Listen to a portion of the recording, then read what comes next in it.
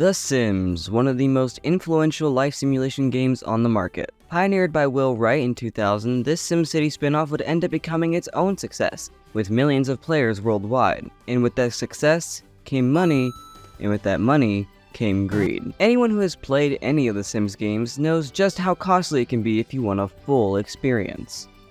I'm well aware. Even since the beginning, there have been several DLC packs that add new features into the game. Whether it be entirely new gameplay mechanics or just a few new items, The Sims knows no bounds when it comes to taking every last penny out of your wallet. Thanks, EA. And so, I have taken it upon myself to do the treacherous task of rating every single Sims DLC, starting from the first and ending with the latest. God help me. So let's not waste any time doing this. Grab a grilled cheese, remove the ladder from the pool, motherload yourself some simoleons, and let's get into those packs. Well, there's nowhere to begin except for the beginning. So let's begin. The Sims, the game that started it all. Released in the year 2000 at a price of $50 US, this game was so influential. This kind of game was never really heard of, and it barely even came out, with many Maxis higher-ups saying that this idea was girly and girls don't play video games. Yet when EA bought Maxis, they were much more optimistic, and gave Wright the green light to continue with the game. And it sure was a good choice, as nearly every review would be insanely high, and it would win several awards, including 3 separate Game of the Year awards in 2000. And even still, it's considered one of the best games of the 21st century, and even holds a place in the World Video Game Hall of Fame. Yet the base game itself wasn't the only thing to release. From 2000 to 2003, 7 expansion packs were released for the game. These would add new content for Simmers to use at their disposal, and plenty of it. Some of it was normal additions to life, some of it was more wacky. And let me just put this here before you all come screaming at me. These rankings are my opinion and relate to my playstyle. And I'm going to be trying my hardest to not include price in my opinions, as I just want to talk about the packs. You're allowed to have your own opinions, and I encourage you to do your own rankings, especially with the prices, but this is my hell to endure, so it's my rules. But enough of that. Let's get ranking. In the words of a wise game show host, the only way to begin is by beginning. So let's start with the first pack ever. Livin' Large, released in August of 2000. Unlike most packs nowadays, Livin' Large, or Livin' It Up in Europe, was relatively unthemed and just added a bunch of new content to the game. Yet, a lot of that content was very sci-fi, supernatural, and wacky. There is still some normality to it though, like some new careers being a musician or journalist. But most of it is wacky, with things like the genie, the concoctination station, and the crystal ball being added here. But this pack also adds a lot of The Sims' more famous items, like the vibrating heart bed, the Grim Reaper, and Sonny the Tragic Clown. Now, while it does add a bunch of new and very influential things into the game, it still feels like that isn't a lot of content. But expansions in this era were way more frugal with what they added. And for $30 US on release, that's a lot to ask for. Still, though, it gave a bunch of new things for your Sims to do and interact with.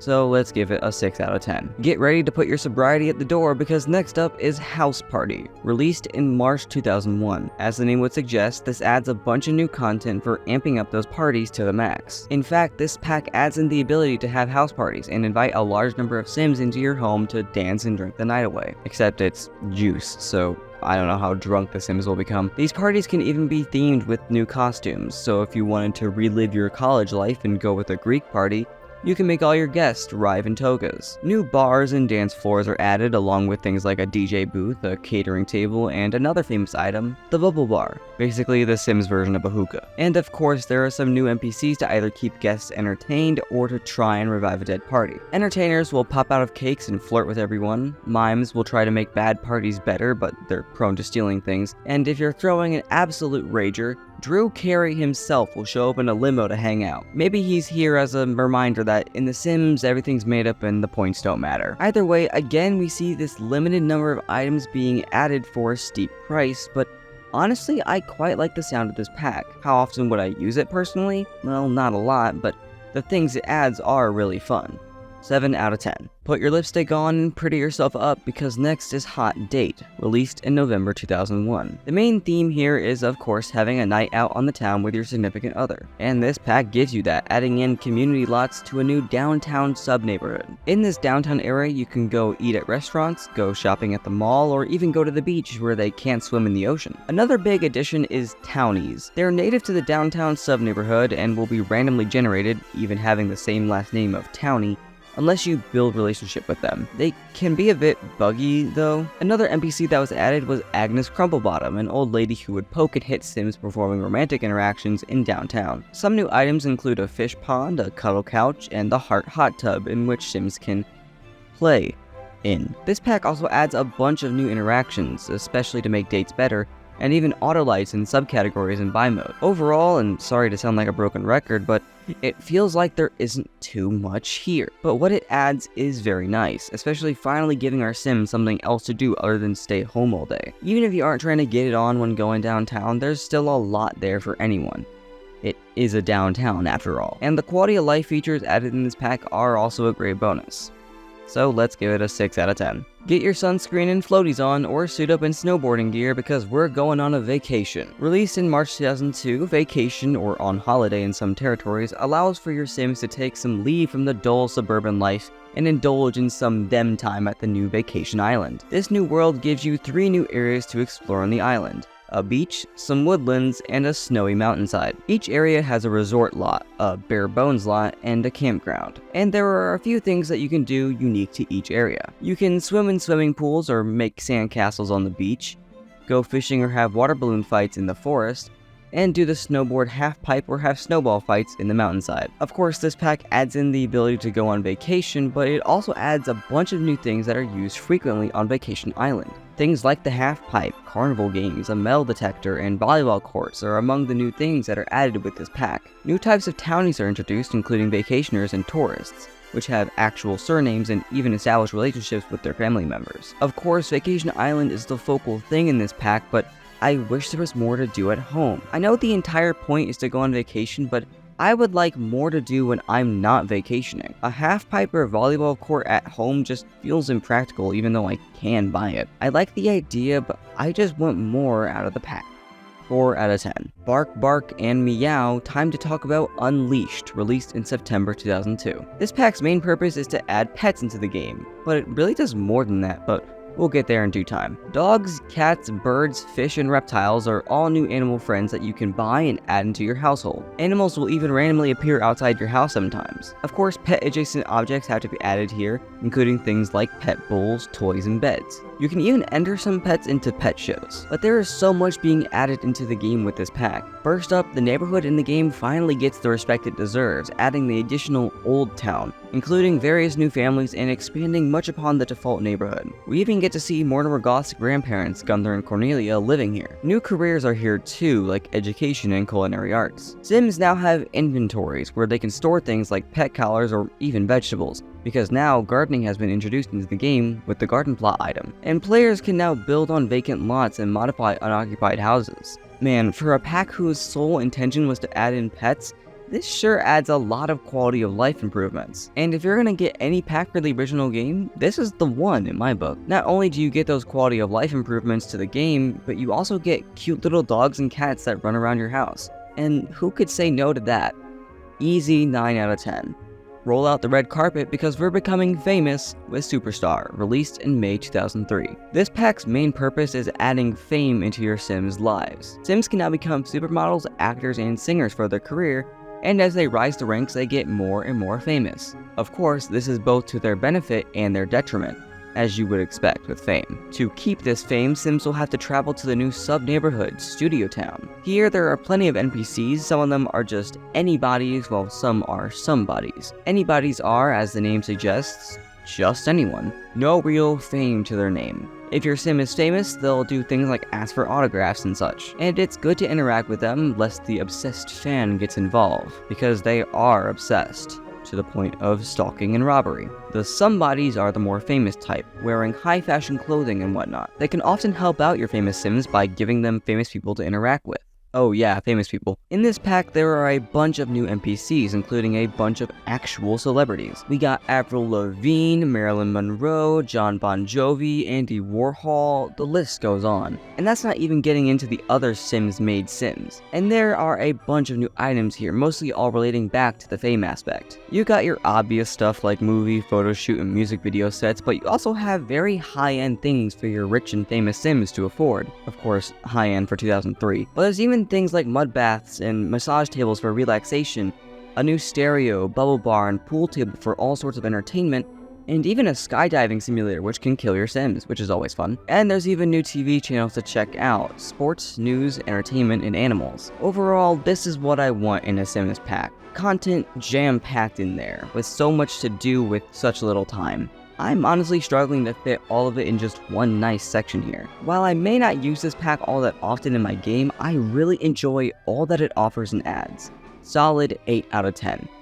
And last but not least, let's get whimsical with Makin' Magic, released in October 2003. As the name would suggest, this pack adds in magic to the game, allowing your Sims to become pseudo-witches and wizards. You can use ingredients to make food, charge wands, or make charms. In fact, a mystery man will drop off a bunch of things to your front lawn at the start of your game, allowing you to get a head start on your magic journey. In this box, he gives you a wand, a spell book, magic ingredients for the totification spell, a wand charger, 35 magic coins, and a hole in the ground, which transports your Sims to the new world, Magic Town. Magic Town is a sub-neighborhood that is separated into two. On one side we have Creepy Hollow, a residential area with lots that can be bought not only with simoleons but magic coins as well. Magic coins are this town's currency, and it can be found by interacting with objects in the town. The other half of the town is Calamity Forest, in which a carnival just randomly appeared one night. Here you can have fun at the attractions, gather magical ingredients, or even get an egg that can hatch a dragon. Now, who's running these oh god, you can't say that. Yeah, going through these older Sims packs, be prepared to be jump scared by this word a lot up until the Sims 3 Supernatural. Some new items added in this pack are a brick oven, a butter churn, and a nectar maker, allowing for new types of consumables to be made at home.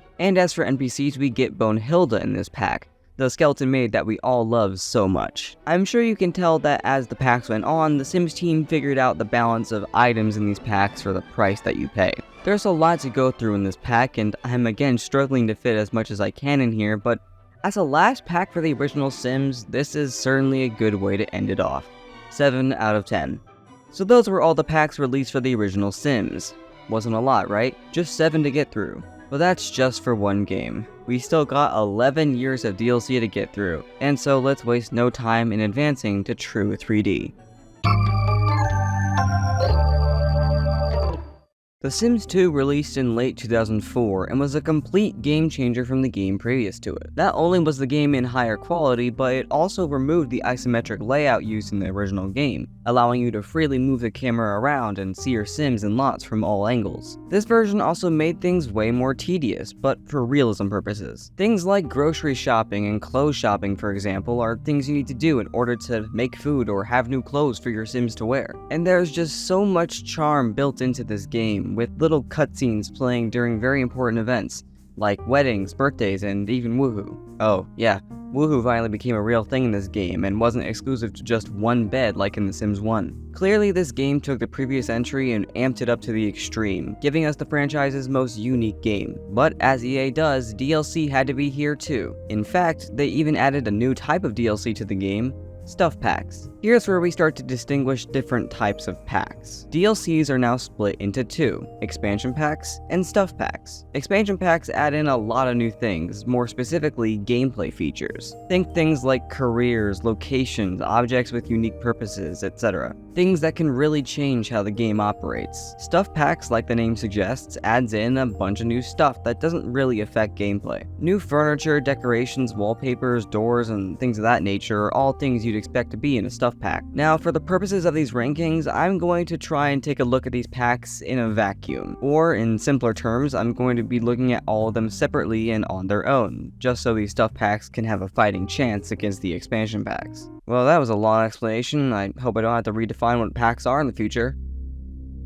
Anywho, with that out of the way, let's not waste any more time and get into the packs. Hope you like crippling debt because we're starting off strong with University, released in March 2005. Obviously, this pack adds in the ability to send your teenage sims to higher education. This pack adds in the young adult life stage in between teen and adult. Whenever your teen sims graduate high school, you have the option to send them to one of 3 colleges: Sim State University, Académie L'étude, or La Fiesta Tech. In college, your sims choose their majors, go to class, and probably go to as many Greek parties as possible. And in the end, you'll graduate and be brought back to your family, ready to go into the real world. In fact, going to college and getting a degree allows you to get into more careers: paranormal, natural sciences, show business, and artist. Yeah, you have to get a degree to go into showbiz, but becoming a doctor is something anyone can do. Anywho, there's a whole new slew of interactions that you can do, like streaking. You could also get a cell phone, MP3 player, or handheld games from vending machines on campus.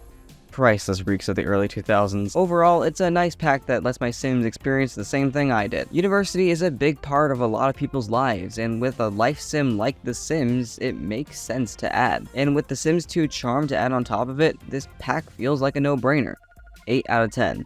Get your heels on and crack your bowling knuckles because we're going for a night on the town with Nightlife. Released in September 2005. Based off of Hot Date from the previous game, this pack adds in a new downtown area where your sims can be endlessly entertained. In downtown, there are bars, karaoke lounges, nightclubs, restaurants, bowling alleys, and more. Yep, bowling and karaoke was added in this pack, and sims are free to go downtown and enjoy both of those things to their heart's content. Some other things added include objects for DJing and dancing, like a DJ booth and dance floor, photo booths, and cars. Yep, this pack adds in ownable cars that sims can use instead of carpooling, which was the standard previously. A certain other game could never. Another thing that you can do in this pack is go on dates or friends outings. And there's a new dating minigame in which you have to keep a meter high enough, otherwise your ticked off date might just leave a bag of flaming shit at your doorstep. This can also tie into the new turn-ons and turn-offs feature, allowing your sims to be attracted to certain things while disgusted by others. Oh, and good old Crumplebottom makes a reappearance. Kind of. Lore-wise, she's a different woman, but she operates in the same way. That's out of the scope of this video. We're here for the ratings. I quite like everything added with this pack. I don't think there's any real misses in this pack. A new downtown region, several cool activities to have your sims do, and cars? Honestly, say less. 10 out of 10. Now we're getting into our first stuff pack, so break out the mistletoe because it's Christmas in July 2024 with the Holiday Party Pack, released in November 2005. Now this pack was actually re-released just under a year later as Happy Holiday Stuff, which I did not realize until installing the packs. The only difference is 20 new items were in the 2006 release, but for the sake of saving even a fraction of a bit of time in this video, we're gonna combine them into one right now. Either way, this pack adds in a bunch of new items primed for the Christmas time. Now, while I've said that stuff packs don't add in gameplay features, this does. Santa Claus is in these packs, arriving at your home if you have a Christmas tree and set out cookies for him. You can also hold a New Year's party on any day, and unlike other parties, it will start at 8 p.m. and will have Father Time arrive at 11. Other than that, the stuff. It's mostly Christmas themed. There's a bit of other holidays in here with the menorah and Kanara. There's also some Halloween stuff with some lawn ornaments, but it's mostly Christmas. With trees, wreaths, mistletoe, Santa Claus paintings, light-up reindeer, and a build-it-yourself snowman, it's hard to escape the winter festivities. Either way, the entire pack doesn't really vibe with me personally. I don't care for these kinds of Christmassy decorations. I do like the parties and the mistletoe, and having more than just items in a stuff pack is awesome, and it makes sense to have some holiday stuff, but I just wish it wasn't so much about Christmas. 2 items are all we get for non-Christmas related winter holidays. Like, come on, give us a dreidel or something. This is a pack I'm fairly neutral on. 5 out of 10. Time to clock into work and ring up some merchandise because next up is Open for Business, released in March 2006. This pack lets you set up a business out of your home or community lot, now adding in the ability to do business simulation in this life simulation game. You can make a standard shop to sell damn near anything in the game, but more notably, new craftable objects or restaurants to sell food. You can also set up businesses on new community lots in shopping district sub-neighborhoods. This pack comes with a pre-made one, Blue Water Village, with some pre-made families living in some houses there, most notably the land grabs. Another thing that this pack adds is a new occult. Servos. These are robots that your sims can create and can either be sold or activated. in which they become a member of the family. They operate like other Sims, however, just with no need to eat, sleep, or use the bathroom. Instead, eating and sleeping can help replenish their power need, as well as standard recharging, and of course don't make them go swimming or take a shower because they are robots and they will die. This pack is quite nice, allowing for a bunch of new immersive gameplay, allowing your Sims to have jobs that you can actually see and interact with. Now, I wouldn't use it all the time, but I can definitely see myself using this every once in a while. And this just adds to the intensity of The Sims 2, which is always a good thing. 7 out of 10. Gather the kids around for family fun stuff, released in April 2006. This stuff pack adds in a bunch of new items that are mainly focused around children and are mainly for their entertainment. Family fun stuff, my ass. This pack contains furniture that really comes in two distinct themes: underwater and castle. And as you would expect, the underwater themed items contain a lot of fish, shells, and sea life, while the castle themed items are more fancy and look like a castle. There are a few other random things thrown in here, like some masks, a generic standing mirror, and a globe as well. And there are a bunch of new clothing options for every age group, though there is more of a focus on children as you would expect. A lot of these clothes match each other, which is a nice touch, and the kids have a bunch of costumes, PJs, and swimwear to go along with the furniture themes. Now, I don't personally care for this pack. The theming is way too heavy for me. It's as if Extreme Home Makeover heard a kid say, "Yeah, I like the ocean, I guess," and went haywire. Castle themed stuff isn't as egregious, but I probably would stray away from them. Though I do like the clothing in this pack, even the costumes, as that feels right for kids. And I guess that kids would probably eat this kind of furniture up, so it's not that crazy. But yeah, as a non-family player mostly, this pack just ain't for me. 3 out of 10.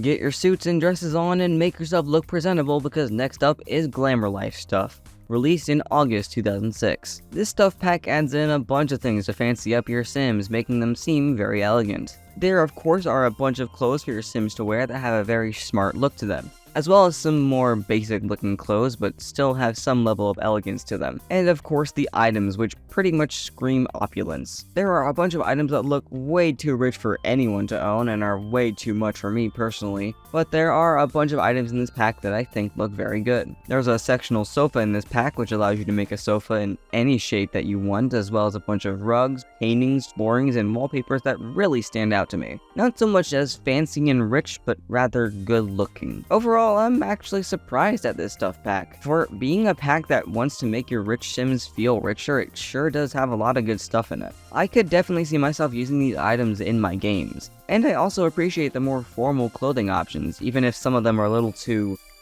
royalty coded for me. 7 out of 10. We're back to the expansion pack, so it's time to let your dogs out with Pets, released in October 2006. Yeah, we're getting into the staples of not only The Sims 2, but the franchise as a whole. Pets is obviously inspired by the Unleashed expansion from the previous game, adding in pets to your worlds. The main pets you can have are cats and dogs, as they are able to be made in cast, or rather, cap, create a pet, and appear by your Sims in live mode. You can, however, also have smaller pets like a guinea pig or a bird. You can also do things like teach your pets manners and tricks, or you can even sell them with the Open for Business pack. Oh, and there's a skunk that can spray you and lower your hygiene need. The build mode in this pack ranges from generic stuff I quite like, to pet-themed items like paintings and statues, to futuristic and galaxy-themed furniture. Yeah, it's quite out there for a pack about pets, all puns intended. Of course, much like what I said in Unleashed, it's nice to be able to replicate your real-life pets in The Sims, or to give yourself the pet of your dreams. But some of the items in this pack are just so weird, and I could never see myself using them unless I was building like an alien's house or something. But I won't let them affect my score too much. 7 out of 10. Get prepared for thunderstorms and blizzards, because we're going to be experiencing Seasons, released in March 2007. Another staple of the Sims franchise, and it all begins here. Seasons adds in seasons, as you would expect, as well as weather and temperatures to boot. Sims now have outerwear which they will need to wear in colder weather. Some other things added are proper gardening, allowing Sims to plant, manage, and harvest crops, as well as fishing in ponds, in which you can catch fish to eat, display, or sell. This pack also adds in Plant Sims, another staple of the series, which you can become by overusing pesticides on crops or trees. Plant Sims are expert gardeners and can talk to plants to increase their health. Plant Sims also only have 3 needs: love, water, water and sunlight. Love is the same as social. Water can be dealt with by swimming, bathing, or standing in the rain, and sunlight can be dealt with by being in the sunlight or underneath a greenhouse light. There's also a new world with this pack, River Blossom Hills, which uniquely has no summer season. The most notable family in this town to me is the Roth household, consisting of Stella, Morty, Sandra, and Xander. Those names sure sound familiar, don't they? And as always, a bunch of new clothing items are added with this pack, especially for outerwear, and new items and activities like skating rinks, a working wishing well that can backfire on you, and rounded pools, which, it only took The Sims 2 3 years, so... Overall, this pack is a must-have, hands down. The amount of features this adds is way too much for me to shove into this one paragraph section of a video, and it just adds a bit of realism to the game. And with the added charm of The Sims 2, you are bound to have tons of fun with this pack. 10 out of 10. Ready for some more parties? I hope so, because it's time to have a celebration! Stuff.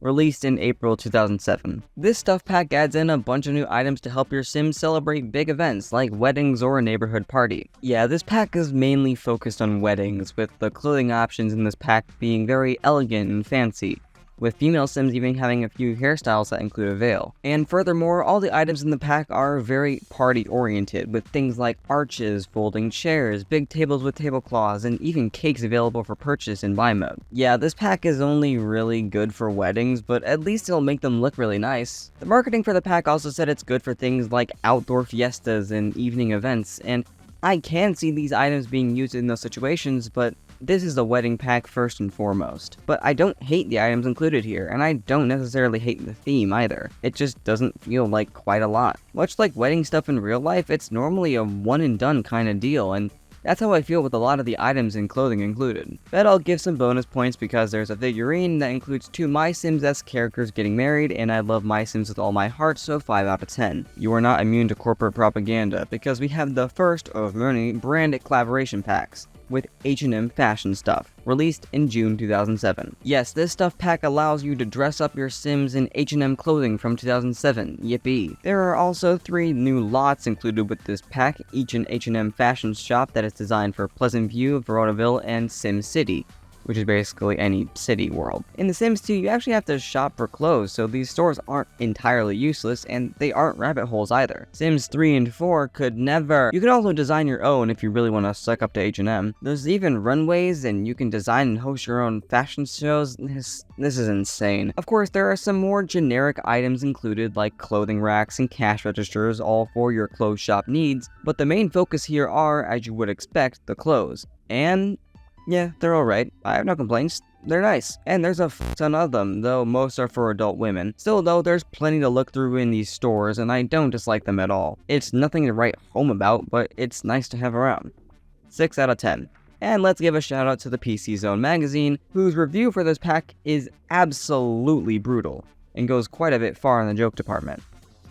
Jesus. Pack your bags because we're going on a vacation with Bon Voyage, released in September 2007. This pack, much like the vacation pack of The Sims 1, focuses on leisure travel. Here you can book a vacation from the phone or computer and then travel to one of 3 new vacation destinations. Takamizu Village, a Japanese-inspired village where you can drink green tea in the hot springs, release some stress with acupuncture sessions, or learn how to teleport from ninjas, this fucking game, man. Twiki Island, a Pacific Island-inspired town where you can relax on the beach, explore a pirate ship, and even learn how to hula dance, fire dance, and even hang loose, Jesus Christ. And 3 lakes, a mountainous region where you can camp out in the woods, throw some axes, and befriend Bigfoot, of course. Besides that, this pack also allows for newlywed Sims to go on a proper honeymoon, instead of just riding off in a limo and getting their needs filled. The new items in this pack pretty much relate to the 3 different vacation destinations, with things like a zen garden, a hammock, a campfire, a sauna, and so on. Same with the clothes. There's things like lumberjack fits, kimono, and grass hula skirts.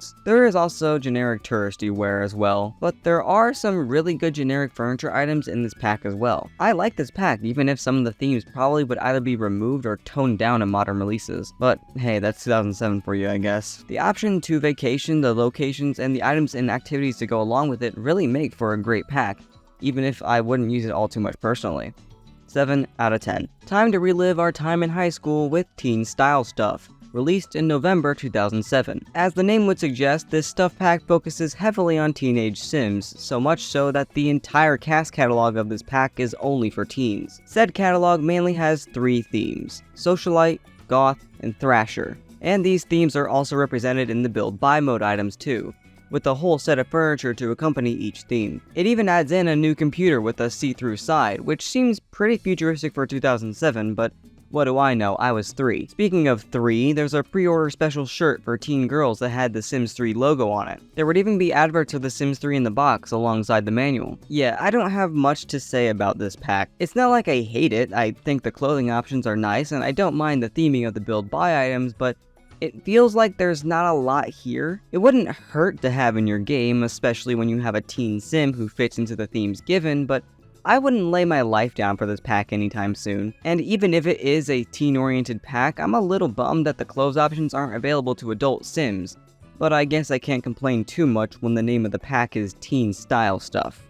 5 out of 10. Time to clock out of work and have some fun with Free Time, released in February 2008. This pack's main theme is leisure activities, hobbies, and group activities to do, well, in your Sims free time. It's almost like they think about the name of the pack while making it. Firstly, though, there's a new world with this pack, Desiderata Valley, which isn't anything to write home about, just a bunch of families who want to pick up new hobbies. Your Sims can now also become BFFs, allowing for slower relationship decay and the ability to share inside jokes. But the main focus of the pack? Hobbies. A new hobbies enthusiasm part of the Simology panel has been added, with 10 hobbies for your Sims to work on. From cuisine to tinkering to gaming to arts and crafts, there are a slew of things your Sims can do for hobbies. The new items in this pack also help with these, like a model train set, a pool table, and even a broken down car that your Sims can repair into a fully functional one if given enough time. Your Sims can also generate skills by performing actions on these hobby items, like getting the mechanical skill from repairing the car. This pack adds in a lot of new stuff, and I really like all that it adds. It's just more stuff for your Sim to do, and I absolutely love that. I always love my Sims doing a bunch of random hobbies, so a whole pack dedicated to that really speaks to me. And there's even a whole new lot that you can unlock when you get high enough skill in any given hobby, which is nice to have. All in all, I really like this pack and all it adds into the game.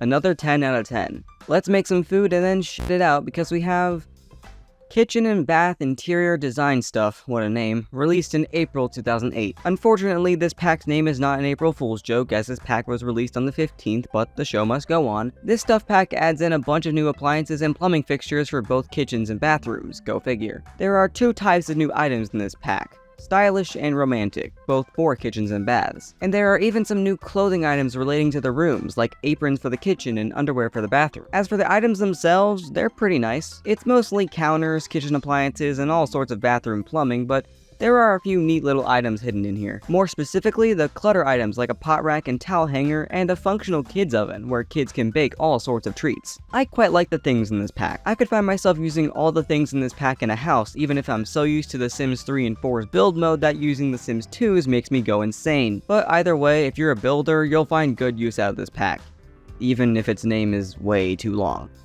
8 out of 10. Another brand collab now, this time from the land of Sweden with IKEA Home Stuff, released in June 2008. This pack features a bunch of new furniture items from IKEA, even retaining their names. There are even a few wallpapers and floorings which aren't specifically IKEA related, but they help add to the items included, I guess. And there's no new clothing, which makes sense as a pack focused around IKEA would probably be a build-only pack, but it sucks nonetheless. And unlike the H&M collab, there's no dedicated lot to IKEA and buying IKEA furniture. Maybe that's because clothes shopping is already a feature in The Sims 2 and furniture shopping isn't, but I think it would be nice even if it was only for display. And that's all I really have to say about the pack. I like IKEA furniture in real life, so of course I would enjoy it in The Sims. The new wallpapers and floorings are also pretty nice too in my opinion, so I would definitely find myself using a lot of things from this pack, but I don't deem it necessary at all. If you're not a builder, well, you wouldn't be buying a build pack if you weren't, but still, this pack ain't for you. But I do enjoy what it comes with, so I'll give it a 6 out of 10.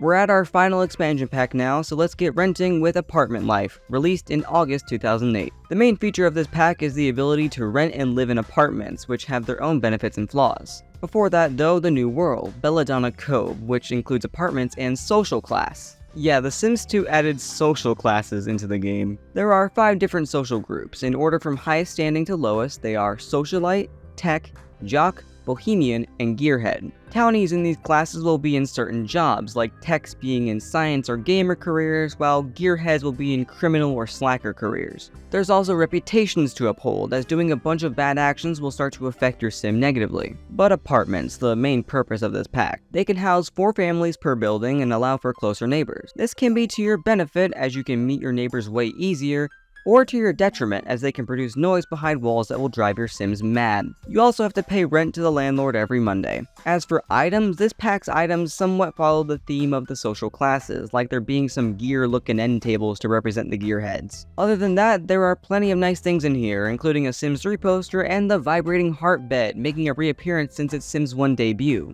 As for the other items, they're nice too. Like, there's a built-in closet item with mirror doors, which is something that I'd love to see in the game nowadays. And apartments are also really nice, especially in a game where you can't just easily jaunt over to your neighbor's house and knock on their door. And of course, The Sims 2 makes things just a bit more realistic by adding in class. 8 out of 10. And finally, the last pack for The Sims 2, Mansion and Garden Stuff, released in November 2008. An interesting combo of things to include in this pack, but nevertheless, this pack has a lot of things fit for a beautiful garden, and some items that would add to any mansion you make. For the garden, there are plenty of plants, both potted and in the ground, along with some green power stuff like wind turbines and solar panels. And for your mansion, there's 3 types of windows and doors, some of which require 2 stories to place, as well as things like outward bowed stairs, stone sculptures, and chandeliers. There's also some odd architecture stuff that I don't really understand how to use. This is all too much for me. Also, there's a random assortment of toys and ceiling fans, a crystal ball, and brick and siding walls. Honestly, there's a lot packed in here, but it feels like it's way too much. The Sims 2 wasn't my game, I'll admit that, so this is all foreign to me, and yet I feel like everything with this pack is too random. It isn't my style, and there's a bunch of random things thrown in here. It feels like a catch-all pack, which makes sense for the final pack ever for the game, but come on. At least I like the garden stuff, but I don't really care for the mansion stuff, not including the outward bowed stairs, because there's nothing like that in any other Sims game before or since. So I'll take what I can get, but I don't especially care for this pack all too much. 5 out of 10. Well, that's all the packs for The Sims 2. I started my Sims journey with The Sims 3, but I can see why people say that The Sims 2 is the best game in the franchise. The charm of this game, even 20 years on, is still so iconic, and I love it. And a lot of these packs just amplify that charm 10-fold, 50-fold, and 100-fold. There were a few duds in there, but 3 10s from me is something that can't be ignored. I can officially say that I love The Sims 2 now, and I want to do so much more playing of this not for a video. But let's not waste any more time and get to my first love with the franchise, The Sims 3. The Sims 2 changed The Sims entirely by ditching the isometric layout for an entirely 3D way of viewing the game, and added a bunch of new features to give the game its own charm. So it only makes sense that the next entry in the series would do the same, right? The Sims 3 launched in June 2009 and was a complete game changer. Not only did the graphics improve, but the world was now opened, allowing you to explore an entire world without loading screens. There even was the new creative style, which allowed you to change the color and texture of several items, wallpapers, floorings, and clothes. Some games could never! But as always, EA had to get their check. So let's take a journey across borders with World Adventures, the first expansion pack released in November 2009. Kind of being a spiritual successor to Vacation from The Sims 1 and Bon Voyage from 2, this pack allows for your Sims to go on vacations to 3 new countries: Jean le Sims France, Al Simhara Egypt, and Shang Simla China. You can do a variety of things in each country, like learning how to make nectar, wine in France, learn martial arts in China, and fight mummies in Egypt. These new worlds are vacation destinations, technically, so your sim can only travel there for a set period of days at the start. Yet by completing missions, you can up the amount of travel days and eventually even buy property. Now, these missions are basically you making your sim go through ancient underground tombs and completing puzzles and gathering collectibles along the way. You'll have to report into a few sims, but it's fairly easy to get the hang of. Though you should prepare for tomb excursions by stocking up on dried food, showers in a can, and a tent so you don't die in them. As for the buy mode, most items really only work in the context of the worlds that were introduced. There's a few generic-ish items, but even then their names are related to one of the 3 worlds. And there's some nice clothes as well, but they're very much related to the worlds. This was a pack I didn't pick up until way later on when the completionist in me wanted to try and complete my Sims 3 collection, and I can see why. I don't vacation much, especially in The Sims 3 with the loading times between worlds, so this pack didn't really speak to me, and the items in the pack just don't really spark any interest in me. Despite that, this one expansion basically gave 3 worlds in one, several missions to complete, and even if I don't like the pack, I can see why many really do. Still though, I'm going to give it a 6 out of 10. Time to get trendy for 2010 and give your Sims expensive and luxurious furniture with high-end loft stuff. Released in February 2010. This pack adds in items that are very high-end and high price. The overall style of the items is modern, sleek, and very electronic. Everything is also very blue, at least for the default swatches of items. And this pack is the only one that includes a corner tub, and it makes sense considering the pack's theme. This pack is also a 10th anniversary special, since this pack was released 10 years after the first Sims game, and comes with a few iconic items from previous games. Most notably, the vibrating heart bed makes a return here, and it's kind of funny considering that this bed is only energy 4. Like, imagine spending $4,000 on a bed only for it to be uncomfortable. Like, for 500 more, you can buy a double bed from the same pack that has energy 10.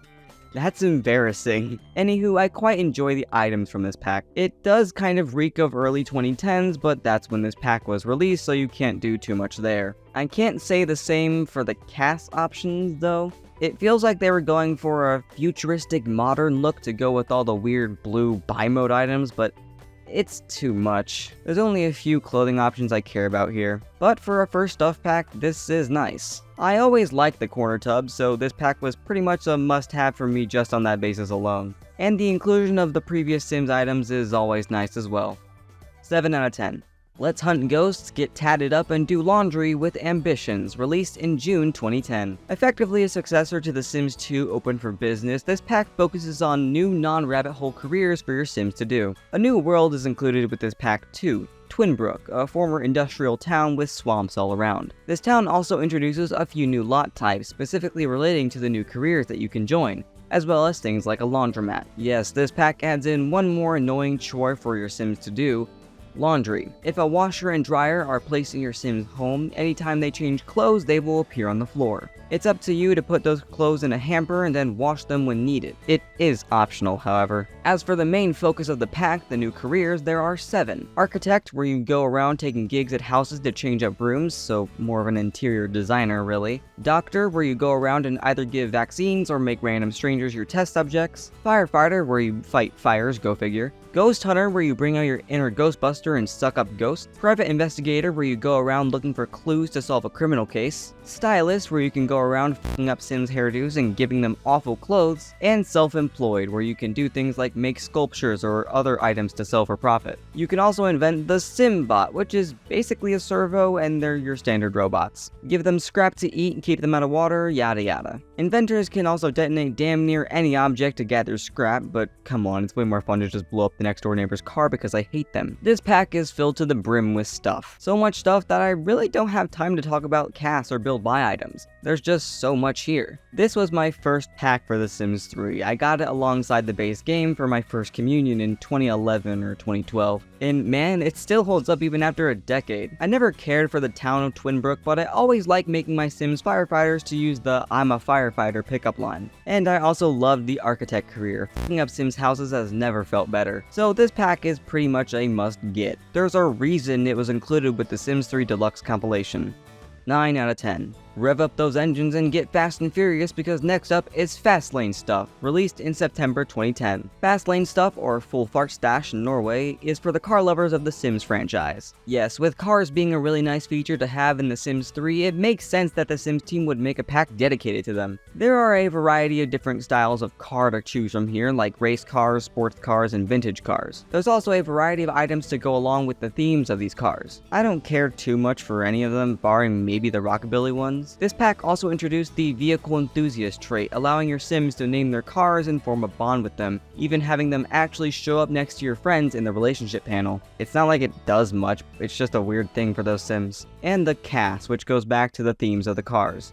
I don't care for any of it, quite frankly. I'll be honest, I waited until making this video to get this pack. I'm not a car guy. I don't drive, but if I did, I don't give a damn what car I'm driving as long as it can reliably get me from point A to B without dying. While everyone around me wanted Lambos and Ferraris, I wanted a generic hybrid car, preferably one that could drive itself somewhat. So this pack never spoke to me. Cars and racing ain't my thing, and there's not much else redeemable about this pack for me. I guess it could make for some good garage clutter though.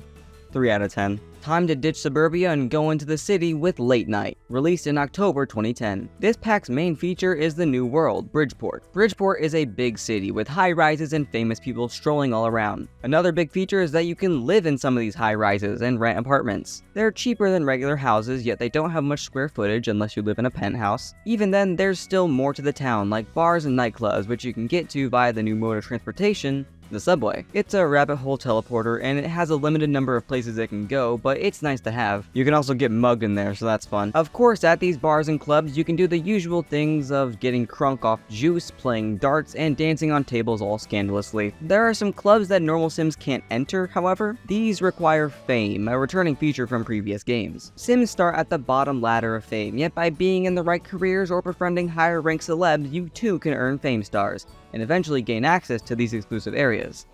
Or you can just bribe the bouncer, but hey. And of course, there's detriments to being a celeb, mainly the paparazzi. They'll be around taking photos of whatever the hell you're doing, and then your reputation may begin to tank as a result. Another thing added here is vampires for some reason. They're vampires as you know them, hate sunlight and garlic, love blood or the T for teen version, plasma, and can run super fast and manipulate other Sims' minds. As for items, there's the introduction of elevators in this pack for the high rises and whatnot, which can also function as a woohoo spot. And there's a bubble bar here, so your Sims can get bubbles stoned while partying late at night. I really like the other items in this pack too, and that includes the cast. I often go to Late Night for when doing my formal wear, but there's some stellar casual wear options here too. The Sims team really hit it out of the park with this pack. High-rise apartments, vampires, good items and clothes, it's a pack of dreams. And I loved it even back in the day. Too bad I couldn't get it because my mom saw a woman in revealing clothing on the cover and said no, but hey, look at me now, mom. Either way, this pack is a must-have, especially for the fact of apartments. 10 out of 10. Time to bask in the sunlight in your backyard with outdoor living stuff. Released in February 2011. This pack adds in a bunch of new items and clothing fit for relaxing outside, but let's not get any clothing on just yet and actually rather get them off. For the 5 hot tubs they added in this pack. Hot tubs were officially added with Late Night, the previous pack, but this pack adds in 5 new ones, 2 3x3 and 3 4x4 ones. There's also a quite nice outdoor kitchen set, complete with a matching grill that can look built into the counters, as well as a bunch of chairs to sit or lounge in, and a few fire pits for those cold nights. There's also a nice selection of clutter and decor with things like a lemonade pitcher, a drinks cart, a few terrariums, along with a giant TV that I can only hope doesn't break in the rain. The cast in this pack is also quite nice, being extremely casual. I used to use this all the time back in the day, especially this hairstyle for any sim I made of me. I think this was the second pack I ever had, so I'm kind of biased with this, but I still think it holds up. It's nice to have more outdoor options, and I really like the kitchen set. And I mean, you can put these things indoors, it's not like the Sims will care. And I quite like the cast. I swear I use it all the time. 8 out of 10. Time to get older and have a midlife crisis with Generations, released in May 2011. This pack's focus is on expanding upon the life states already in the game. Each age gets its own unique items and abilities that help make your Sims actually feel that age. For the youngest of Sims, infants and toddlers, there's not much, but what there is pretty big. At birth, infants have a 3/4 chance of receiving this doll from a random distant relative in the mail. Then, as they gain sentience, they can form a bond with this doll, and when they get old enough, it will form into the imaginary friend. This is an NPC Sim at first, only being visible to the child whose doll it was. They operate as a normal Sim, however, just looking like that, and can be turned real if given a potion. Toddlers also get the ability to ride in strollers as their parents or other adults stroll them around. Of course, kids have the imaginary friend, but they also have a new selection of playground equipment, a costume chest to dress up with, and a treehouse, which is neat. It's also a woohoo spot for adults, but that's just weird.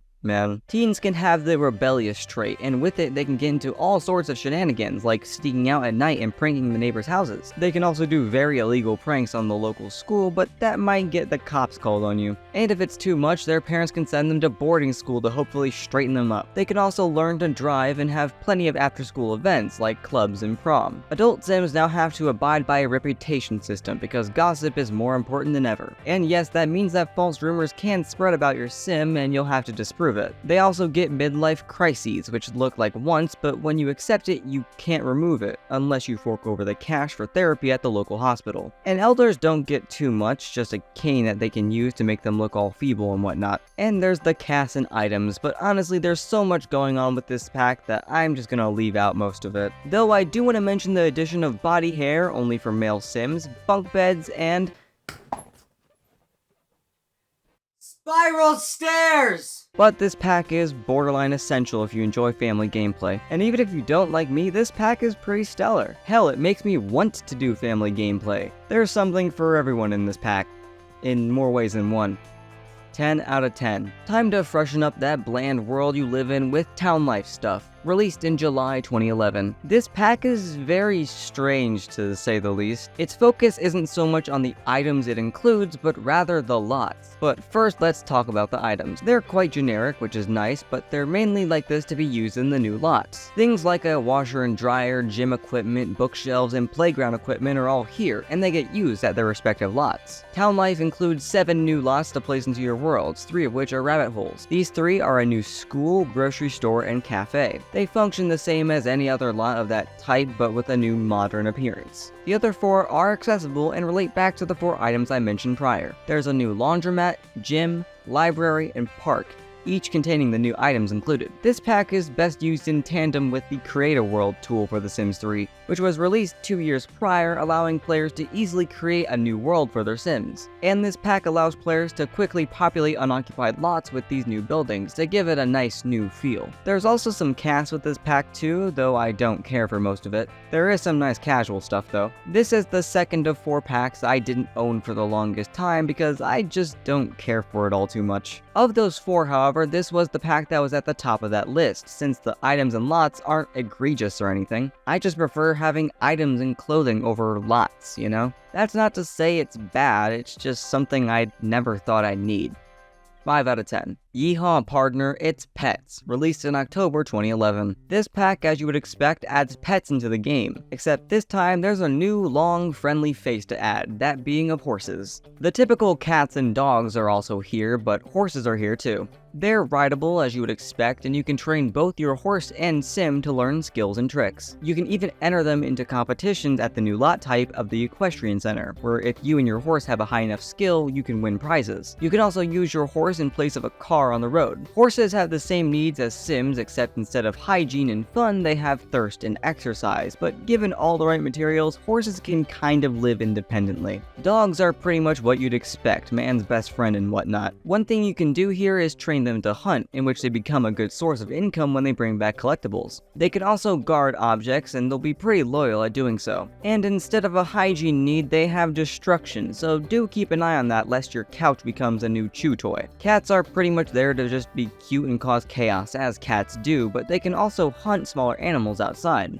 If successful, they'll be added to their inventory, and then your human sim can keep them as a pet. Yes, there are plenty of minor pets in this expansion too, like several birds, reptiles, and rodents. There are also NPC animals like deer and raccoons, which do nothing other than add either set dressing or an annoyance respectively. Of course, this is all enhanced with the new town, Appaloosa Plains, a quiet country town seemingly stuck in autumn. This town is way more oriented towards pet life, as it has parks for all 3 main pets, as well as the aforementioned Equestrian Center. And this pack also has the addition of the Stalker ice cream van. That first part's a joke, but it will go around singing its tunes offering your Sims delicious cold treats. It just does so by parking outside your house for minutes on end before finally leaving. The items and casts in this pack are also pretty country oriented, which I guess is to be expected when you get the inclusion of horses in this pack. Overall, it's very nice. Pets are always a good thing, and with the inclusion of the minor pets and NPC animals, I really do quite enjoy this pack. And the new world is stellar too. I love the never-ending fall aesthetic. And the bone pool in the dog park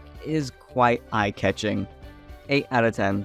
It's time to get it on in the bedroom with Master Sweet Stuff, released in January 2012. This pack adds in a bunch of new items and clothes to make your main bedroom and ensuite bathroom real suave. Only 31 items are included in this pack, which is surprisingly low, and yet I don't hate the items included. Things like a canopy bed, candles with rose petals underneath, a bay window with flowers in it. You can see that this pack wants to romancify your bed, bath, and possibly beyond. Even the item names are quite out there, like the delicate dangling participle light and the glamour puss mirror. Even the toilet included is called the seat of romance, like what kind of romance happens on the shitter? And there's the cast as well, including uninspiring hairstyles and a plethora of pajamas and lingerie, especially for women, which I don't hate. There's also eye masks now, which do nothing other than cover your Sim's eyes for aesthetic purposes. Your Sims can still see through them, so they won't trip over things or autonomously change clothes if they have to move or anything. And that's really it. I like the content added here, but it's just so lacking. And this was released at $20 on launch, as did every other stuff pack. And for that price, it's not worth it. It would be better worth your time buying $20 worth of mods in CC that add in lingerie and eye masks, and even then, most of it's probably free. Again, I really do like the content, but there's so little here that you shouldn't buy this at full price. Thankfully, I didn't. Thank God for Mercari. 4 out of 10. Have you ever wanted to be in the spotlight? Look no further than Showtime, released in March 2012. This pack's similar to Superstar in that its main focus is making your Sim famous. This pack adds in a new world, Starlight Shores, a Sim version of Hollywood, California, complete with a white Simlish sign against a mountainside. Here you can join one of the various new careers, acrobat, magician, and singer, and hope that given enough time you'll be famous. You'll start by just doing things on the street, begging for tips like the starving artist you are, and then you'll eventually become good enough to start performing at venues, in which you can customize the stage to your heart's content. There's also the genie in this pack, which can be summoned by rubbing on this lamp. Unfortunately, the genie doesn't have much of an evil side to them, so your wishes won't be often monkey pawed. There's also DJing as a thing to do. It's not a career, but it is a skill you can learn. And in public spaces where a DJ booth exists, you can even get tips for jamming out. And that's pretty much it in this pack. There's some online stuff, but I never used it. And it requires multiple people to have Showtime and Sims with certain skills or careers, and that makes it pretty worthless in my opinion. I don't care for the items in this pack, the world is boring, and the cast is alright, but man does this pack stink. I've been rating the EPs very highly here too, so it's a shame this one had to be thrown in to ruin everything. This just feels like the Sims team wanted to try and remake Late Night to get more cash since everyone loved that pack, yet they forgot the one crucial thing that made the pack so worthwhile. Everything else. And let's not forget to mention that there is a special collector's edition of this pack featuring Katy Perry on the front cover. Yeah, that version adds in a few items that are Katy Perry related, like fruit stage props and whatnot, but overall this pack is not a must-have. Unless you desperately want to see your Sim die in a box of water or sand, then ignore this pack and just get Late Night instead. It's much better in every regard. 3 out of 10. Speaking of Miss Catherine Hudson, this next pack is all about her. Yes, it's finally time to talk about one of the most memed on packs of the Sims franchise, Katy Perry's Sweet Treats, released in June 2012. This stuff pack contains a variety of items that relate back to Katy's teenage dream Candyfornia era, with a bunch of oversized desserts and candies. Yes, every single item in this pack looks edible and that it would give me multiple cavities. The thing is though that all these items are already in the game in one form or another, but now they've just got lollipop and chocolate textures adorning their meshes. Another thing that is added in this pack is some of Katy's music, now dubbed in Simlish, which is the only redeeming quality of this pack, because hearing this award-winning singer sing in a completely stupid made-up language just tickles me fancy. There are also clothing items in this pack, and they again look like they would make my body feel sticky if I put them on, and not in a good way. Most of these outfits are for female Sims, with only one shirt and pant being available for male Sims, and each of these outfits are inspired by an outfit that Katy herself either wore or had on her background dancers. Yeah, hopefully you can see why this pack is so memed on. I don't think even the most die-hard of Katy Perry fans could stomach this eyesore of a stuff pack, and to make it worse, it's $10 more than a normal stuff pack, being $30. And all for what, a loose Katy Perry tie-in with retextured furniture? Yeah, it's clear this pack was a cash grab. It's not like The Sims can't do collabs, they've done them fine in the past, but this just feels so cobbled together that I can't think that this pack was done for the genuine enjoyment of players. Honestly, any price for this pack is too much, even for free. I need to be paid to install this and have it clutter up my buy mode items and cast clothing. Ignore that I own it and installed it to review it. 1 out of 10.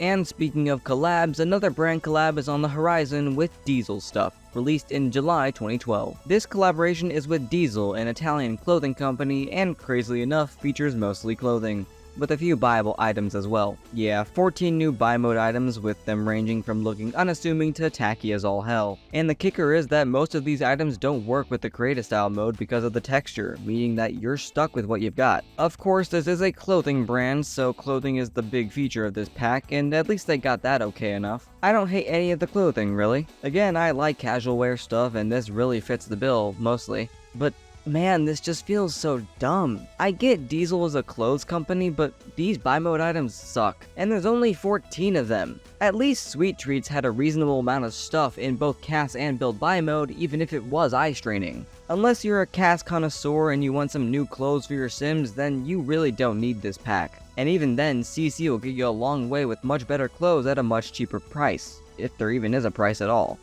2 out of 10.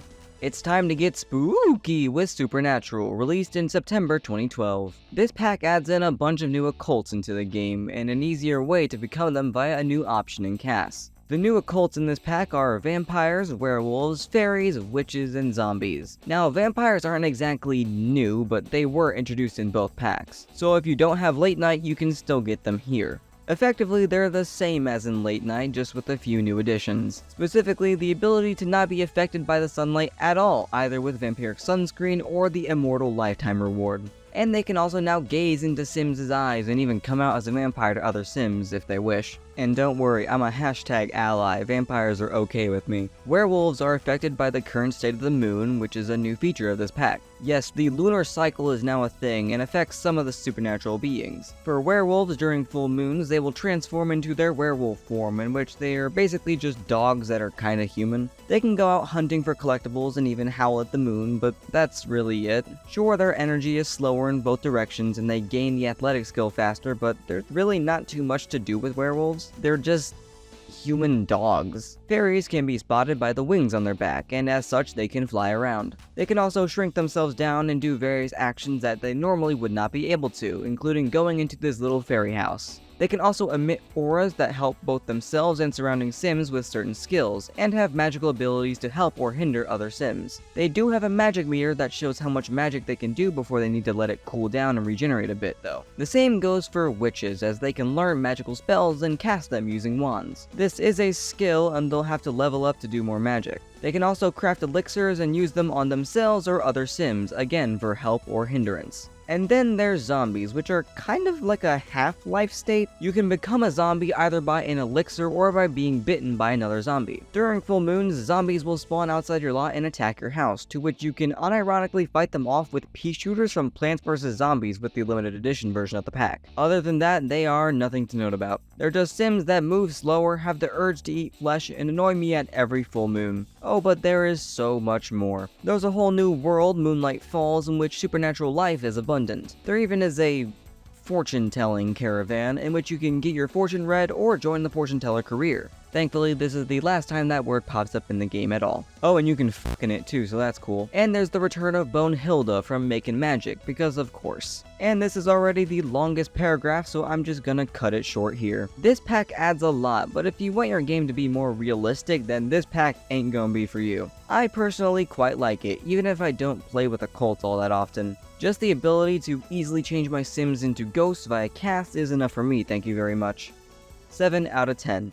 Time to rake leaves and die from a hot dog eating contest with Seasons, released in November 2012. Like the previous pack of the same name, this pack adds in the 4 main seasons into the game, with each of them having unique things to do around town. Much like its Sims 2 counterpart, outerwear is a new clothing category that Sims will automatically wear in colder weather. Of course, wearing it during warmer weather might send your Sims into heat stroke and kill them. And if they don't during the colder months, then they'll fall ill and maybe spread it to other Sims. Weather is added as well, with each season having its own unique climate for your Sims to endure. Spring has rainfall and storms with moderately warm weather, summer has stronger storms and blistering heat, autumn has minimal rain and the temps begin to cool down, and winter has snow with freezing temps. Speaking of, snow is actually improved in this game, with it layering given enough time in snowfall, which means that if your Sims autonomously set down their infant on the ground, as they do, that baby might be lost for a while until the snow melts. Each season also has a special festival, which highlights some of the popular things to do during that season at a local big lot, like a park. Things like hot dog eating contests and face painting during the summer, testing your love or even outright purchasing a kiss during spring,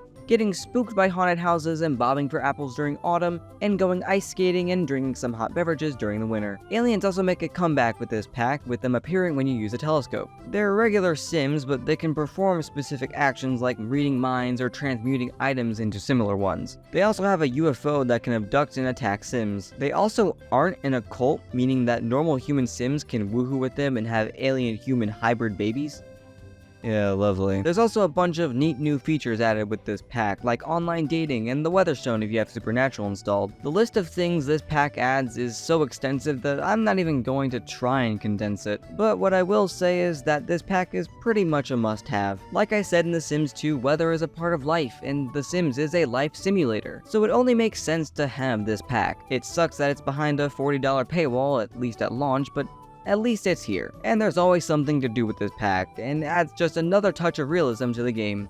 10 out of 10. Feeling nostalgic over a better time before doomscrollingtwitter.com was a thing? Well, look no further than 70s, 80s, and 90s stuff released in January 2013. Why they didn't just call this decade stuff I'll never know, but here we are. This pack adds in a bunch of items relevant to their specific decades. Things like a TV stand with DVDs and other media, a record player, a dance floor and a disco ball, neon signs and foosball table, and an arcade machine. Of course, there are matching hairstyles and clothing options to boot, with them definitely looking like they came straight out of those decades. Though they could have gone crazier with the hairstyles, to be honest, going with a lot of the more iconic looks of those time periods, but I digress. What do I know? I was negative 34. The outfits here do represent their decades, but my god are they a look. In my opinion, there's a reason we left them in those decades. But I guess they're making a comeback, at least in Sim Nation. Yeah, I never especially cared for the clothes in this pack. The items are more my cup of tea. And even then, I would have loved so much more, like a lava lamp or something. I'm just someone who doesn't want to make my house restricted by one decade, especially when the items are this on the nose with their styling. At least this TV stand is cool.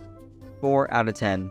It's time for frat parties and cramming for finals with University Life, released in March 2013. Much like its Sims 2 predecessor, this pack adds in the ability to go to university to get a higher education. At the start of your game, the Sims University mascot will appear at your doorstep, complete with gifts and an aptitude test. If your Sims did well in high school, they may have potential scholarships to help with college. Otherwise, you can just enroll anyone aged young adult and higher. And then you're off to the new world, Sims University. You can choose to live in the school dorms with roommates, a frat house or sorority, or even a regular house if you have the cash on you. Here, your Sims will be working on their education in one of 6 majors: business, technology, science and medicine, fine arts, communications, and physical education. Each of these majors have specific schedules that your Sims will have to adhere to, and they may not follow it autonomously, just like me. Some classes are rabbit holes, while others are lectures that you can see your Sim in and participate in. There are also 3 new social groups that your Sims can be a part of by performing specific actions. These are the Nerds, Rebels, and Jocks. They are pretty self-explanatory. Nerds are those geeks who enjoy quirky sci-fi nonsense and technology, and will often be seen around the comic book store in town. Rebels are nonconformists and steer towards painting graffiti, protesting, and ingesting crazy leafy substances like buzzberry. And Jocks are the dude bros who love to pump iron and join a sports team while throwing absolute ragers at their frat houses. Plant Sims also make a return here, and they operate mainly the same as in The Sims 2, with them not needing to eat or use the bathroom, and instead of a hygiene need, they have a hydration need. And at the end of it all, your Sim should have a head start on life with better career opportunities coming their way. That is, if they did well in school. I think this pack is best used with family or legacy players, as it can be a good way to do some storytelling, or even ignore the majority of your family while you're at Sims University. But even then, it's still a fun experience in the game, even if you are playing solo, like I tend to do. And the ability to streak anywhere, anytime in this pack is quite hilarious. 8 out of 10. Ride those waves and get ready to say gnarly with Island Paradise, released in June 2013. This pack introduces a new world, Isla Paradiso, clever name, in which your Sims can experience all that island life has to offer. Here in Isla Paradiso, boats are the most common form of travel between the islands, and there are plenty to choose from. From jet skis to paddle boats, everyone has a boat here, even the taxis and mail carriers. Speaking of, your house can be a boat too, with houseboats. They function the same as regular residential lots, but with the fact you can now undock them and drive them around the ocean. But if that isn't enough and you need a house on land, you can purchase one outright. You can also purchase or flat out create resorts, and then upgrade them to your heart's content for a little bit of extra cash. And there's a new skill here, scuba diving. At these buoys, and with a high enough snorkeling and scuba diving skill, you can dive below and see what the depths of the ocean has to offer. Normally it's things like seashells and other aquatic animals of the sort, but you can also find maps that lead to hidden islands in the world. These islands aren't really hidden, just behind fog that your sim can't get by because of game logic. But once you get that map, you can discover this new island, and it's all yours.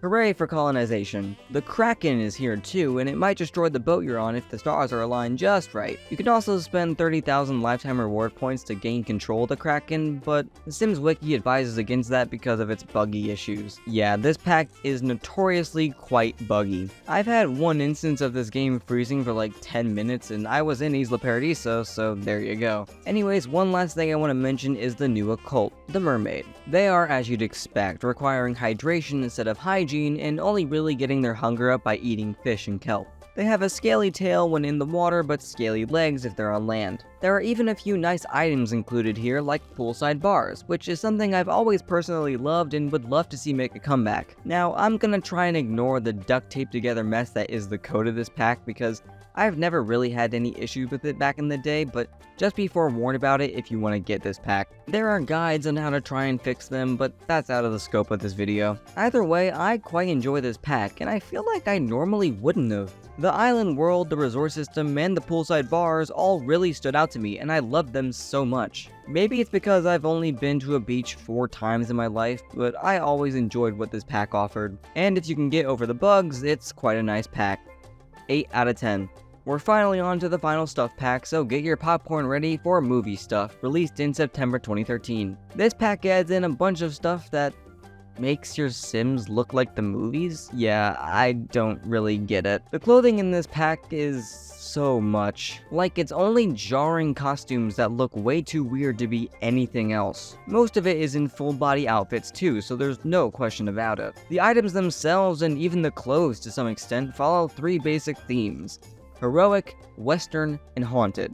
Basically, sci-fi future things and or superhero movie adjacent, cowboys, ranches, and saloons from the Wild West days, and spooky horror movies set in a dimly lit mansion in the dark woods. Things like a display case with superhero gear and a table that shows crime in the city or whatever, saloon signs and a wooden bar, and a door that has cobwebs on it and an oddly shaped bookshelf are all included here. Yeah, this pack is so dumb to me. I don't understand why this pack exists, and it feels like the Sims team was pulling at straws here. Unless you desperately want to make a Sims superhero machinima or something else related to the themes given here, this pack is not needed at all. The only thing I give even the slightest shit about is the all-in-one bathroom that looks like an outhouse, but one already comes with Island Paradise, so what's the point? If you're looking to make a movie like this in The Sims, then this is the pack for you. But for us normal players, this doesn't do much and is just a clutter in the catalog. 1 out of 10.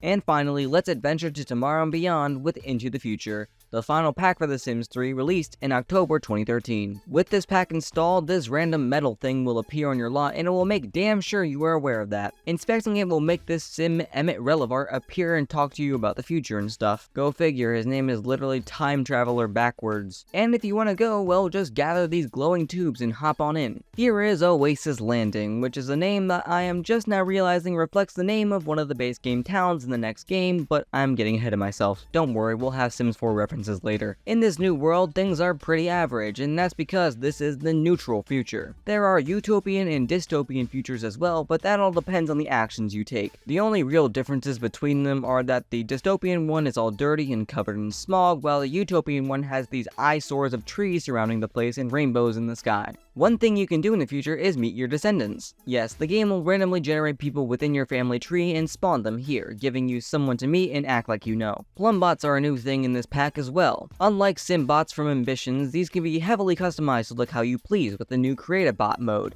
and can even be fitted with trait chips to make them better at certain tasks. You can also put them into competitions like pets and win some cash if they perform well enough. Though if that fails, you can always just start a business by making and selling plum bots. All transport in the future is floating because God forbid anything touches the ground. Jetpacks and hoverboards exist and they require a bit of a learning curve to use, but cars are still here, yet they just float. There's even a monorail system that floats, which is a neat touch even if it's not that useful. A lot of the tech in the future is holographic too, even though they're showing the same old screens on every other computer in the game, so it's funny seeing them even in the future. And of course, there's some Sims 4 teasers in this pack as well, like being able to dream about it and even having some concept art being found in a crashed alien ship. There's also plenty of moodlets about it, and of course a bunch of clothing items that look modern and futuristic so you can fit into the town of Oasis Landing. I don't care too much for this pack, but I'm not complaining about what it offers. It just seems like a nuisance and a big advert for The Sims 4. Thankfully, you can avoid all of this by just selling the time portal when it appears. It also gives you some money, which is insanely funny to me. Hello, yes, this portal appeared behind my house randomly and I'm unaware of its potential power. I'll take $700 for it, please. But even if you decide to not avoid it, it's a neat enough pack. I have no real issues with it. It's a neat idea, but I just like to see more with it. Do I know what more would be? Fuck no, but I'm picky. For a last pack, it just feels underwhelming. I get why they went with this theme into the future with The Sims 4 releasing in 2014, but it just feels like a stupid advert. At least plumbots are cool. And this pack also has one of the scariest deaths in the game with time paradox sickness. That is literally horrifying. 6 out of 10. For this being my first love of the Sims franchise, this pack sure has a lot of duds. Maybe because I'm so used to them, I'm more harsh on them, but I genuinely think that this is where the downfall of the Sims packs started. From cash grabs to being flat out underwhelming, some of the Sims 3's packs are all too great. And yet, there are some amazing packs with a bunch of cool features that I love in the game. It just sucks that they're alongside Katy Perry. But I guess we should hop in the time portal and head on into the future to take a look at the next game, The Sims 4. Wait, why are we not even halfway through the script?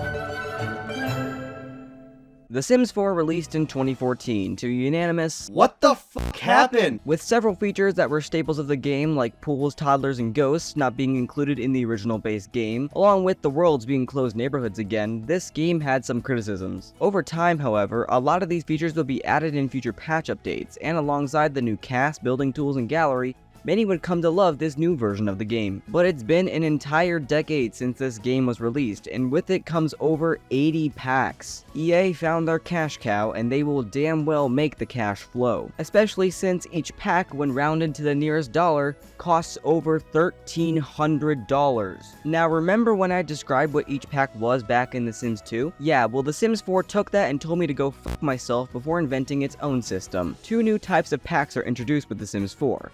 Game packs and kits. But because of them, each pack has to be relabeled. Expansion packs add in a large number of new gameplay features into the game, normally alongside a new world to boot, and plenty of items. Game packs are smaller expansion packs in a way. They offer some new gameplay features and maybe a small world if you're lucky, as well as a little less items. Stuff packs mainly consist of, well, stuff, but there is normally at least one new object in the pack that adds in new gameplay features. Kits are smaller stuff packs, only consisting of a few dozen items that are already in the game in one form or another. They can come in 3 categories: build buy kits, cast kits, and gameplay kits. There's only one gameplay kit, but we'll get to that when we get to that. For all intents and purposes until we get to that one, kits don't do gameplay stuff. So with all that out of the way, how about we start with something that's free? The Holiday Celebration Pack released in December 2014, just 4 months after the base game's release. This isn't labeled under any of the other pack categories, but rather free stuff, which is a whole separate category only used for this one pack. And some random guitar, but that's only one item, so I'm not counting it. This pack, of course, focuses around winter holidays, and I do mean holidays plural, as we get a Kinara and menorah for Kwanzaa and Hanukkah, alongside things like a Christmas tree and wreaths. There's also some more generic winter decorations like snowman lawn ornaments and snowflake wall decals. There are some non-holiday things in this pack too, with a pretty nice picnic table and a fireplace hearth that has no attached fireplace. Now, can you really complain about this pack? not really because it's free, and it adds in a bunch of new holiday items that will make wintry builds really shine. Alongside seasons, which we'll get to in due time, this pack is a great addition. But even if it's free, it's not a lot of items, and I'm someone who doesn't care too much for holiday decorations, but I guess I can't complain too much. It is free after all. And there is some good stuff in here, so I guess I'll just shut my mouth. Though a part of me has to wonder why this is a pack rather than just in the base game. 6 out of 10. Time to go hiking and start roasting some weenies, sorry Stanley, with Outdoor Retreat, released in January 2015. Similar to Vacation and Bon Voyage with a sprinkle of world adventures in there, this pack's main theme is vacationing, specifically to the new vacation world, Granite Falls. This new world is very woodsy and filled with forests. You can choose to either stay at a campsite or a variety of log cabins. There's also a national park, Granite Falls Forest, where you can explore the woods and even host one of the new weenie roasting parties, where you cook hot dogs over a campfire. And if you explore hard enough, you might even find a secret lot where a hermit lives. Another thing you can do to pass the time is cloud gaze or stargaze, either alone or as a group. This used to be the de facto way to generate friendships fast until they patched out how effective it was. And of course, the items included really represent the pack. Handmade wooden objects mixed with outdoorsy chairs and lights and even tents. And the clothing also represents the outdoorsy vibe. And a bear costume. As per usual, I'm not big on vacationing, especially in The Sims. I never use the vacation feature, though maybe I should. Either way, I like the fact that there's a new world, I just wish it wasn't locked behind vacationing. And I like the outdoorsy items, as it can feel like there's a lack of them in the game. Either way, I'm fairly neutral in this pack, though I do like the cloud and stargazing actions.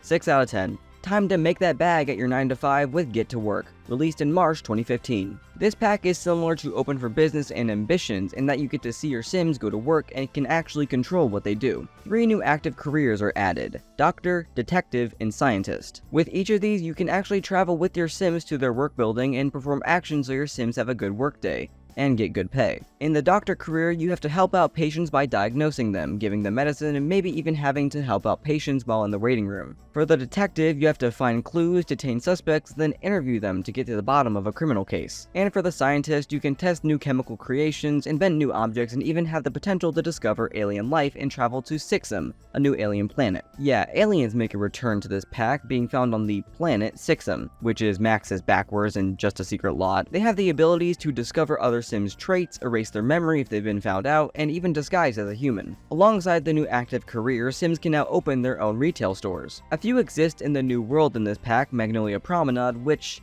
is just 4 lots, one blank and ready for your business to be there. You can basically sell anything here, and you can even sell items at a customized markup so you make a profit. Now, I will try to ignore bugs when I talk about these packs, but sometimes I just can't. This pack's active careers can often bug out and lead to certain interactions being repeated or actions being flat out impossible to do, like a suspect in the detective career being a police officer, which you cannot arrest. I mean, points for realism, but still. And the world here is just so embarrassingly small. For an expansion pack, even in The Sims 4, this is embarrassing. And yet, I like the retail store option. The items in the cast are also quite nice too, but damn, for a first pack, this was a letdown.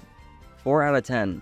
Get your boom cubes out because it's time to get a party on with Luxury Party Stuff, released in May 2015. This pack is also pretty memed on, and we'll see why. A bunch of new items were added in this pack, each of them claiming to amp up your parties in a very fancy and luxurious way. Though there are 12 items, 2 of which are glowing and the rest are very fancy. This pack introduces 2 new items, the drinks fountain and buffet table. In live mode, you can fill up the fountain with beverages or cheese for some reason and purchase food to fill the buffet table. The cast isn't any better, with very upscale and fancy attire that feels like it's trying too hard. Yeah, for a first stuff pack, this is an absolute miss. Out of everything they could have done, it was this? 12 crummy items and crappy cast clothing. I guess the new gameplay features are nice, especially for parties, but other packs do this way better. 2 out of 10. Time to enjoy a day out back with Perfect Patio Stuff, released in June 2015. Similar to outdoor living stuff from the previous game, this pack adds in a bunch of items that will help your patios and yards look amazing. The main new feature of this pack is hot tubs making a return. This pack was the only one that included hot tubs for a while, and that's the main reason why people bought this pack. There are a few other items that help your patios be perfected, like an outdoor kitchen set, lounging furniture, and cast items that would let you feel the wind. I think that this pack is quite nice. Much like outdoor living stuff, I quite like the items here and I tend to use them whenever I'm building outdoors. The cast is also really nice in my opinion, but the same issue of lack of items comes up here. 22 build buy mode items and 12 cast options. And while they are nice, there's 34 things in this pack for $10. To me, that doesn't really justify a kitchen set, some comfort furniture, and hot tubs. Maybe back in the day it would, but even without the infamous 10-year anniversary hot tub, I can't see much more use out of this pack. 4 out of 10. Let's relax and get a massage with Spa Day, released in July 2015. This pack adds in the ability to both go to, work at, and even operate your own spa. There's a new skill to go along with all of this, that being the wellness skill. Doing things like yoga or meditation can help to increase it, and at a high enough level you can do more yoga poses, give better massages, and even teleport without cheats. Meditation ain't no joke in this game. In spas, you can give or receive massages, pedicures, and manicures, as well as doing yoga and meditation. There's also the new sauna, in which you can go in and be enveloped by steam and relax. You can also fucking die in there, so that's fun as well. While I don't use the spa part of Spa Day, I do quite enjoy the new skill and items to go along with it. Yoga is a great addition to any gym lot, and the ability to teleport on command is quite convenient. The pack was quite lacking at the beginning though, with manicures and pedicures, a new trait and aspirations, and even the ability for kids to do yoga being added in a pack refresh update in 2021. Though with that update, this pack does feel fuller. It sucks they flopped so hard in 2015 that they needed to do that, but now it's quite nice. If only it wouldn't annoy me as much that the new spa lot is available whenever I go to Managed Worlds. 7 out of 10. Time to cook up a storm with cool kitchen stuff, released in August 2015. This pack lets you make a pretty nice looking kitchen with a cool twist. If they can make the pun, I can too. This pack's main new feature is the ice cream maker, in which your Sims can make a variety of flavors of ice cream. These flavors can be generic, but they can also have effects on your Sims. Things like turning them into a plant Sim, making them instantly gain or lose weight, or even breathe fire like a dragon. Other than that, the pack consists of a new kitchen set and a bunch of kitchen decor. There are cast options, and they're nice, if not generic, minus the 2 full body outfits that have aprons on. Now, I quite like building kitchens, so this pack really does speak to me. I mean, it says right on the tin that this pack is a kitchen pack, so don't go expecting to get a TV set or anything, and for what it is, I quite like it.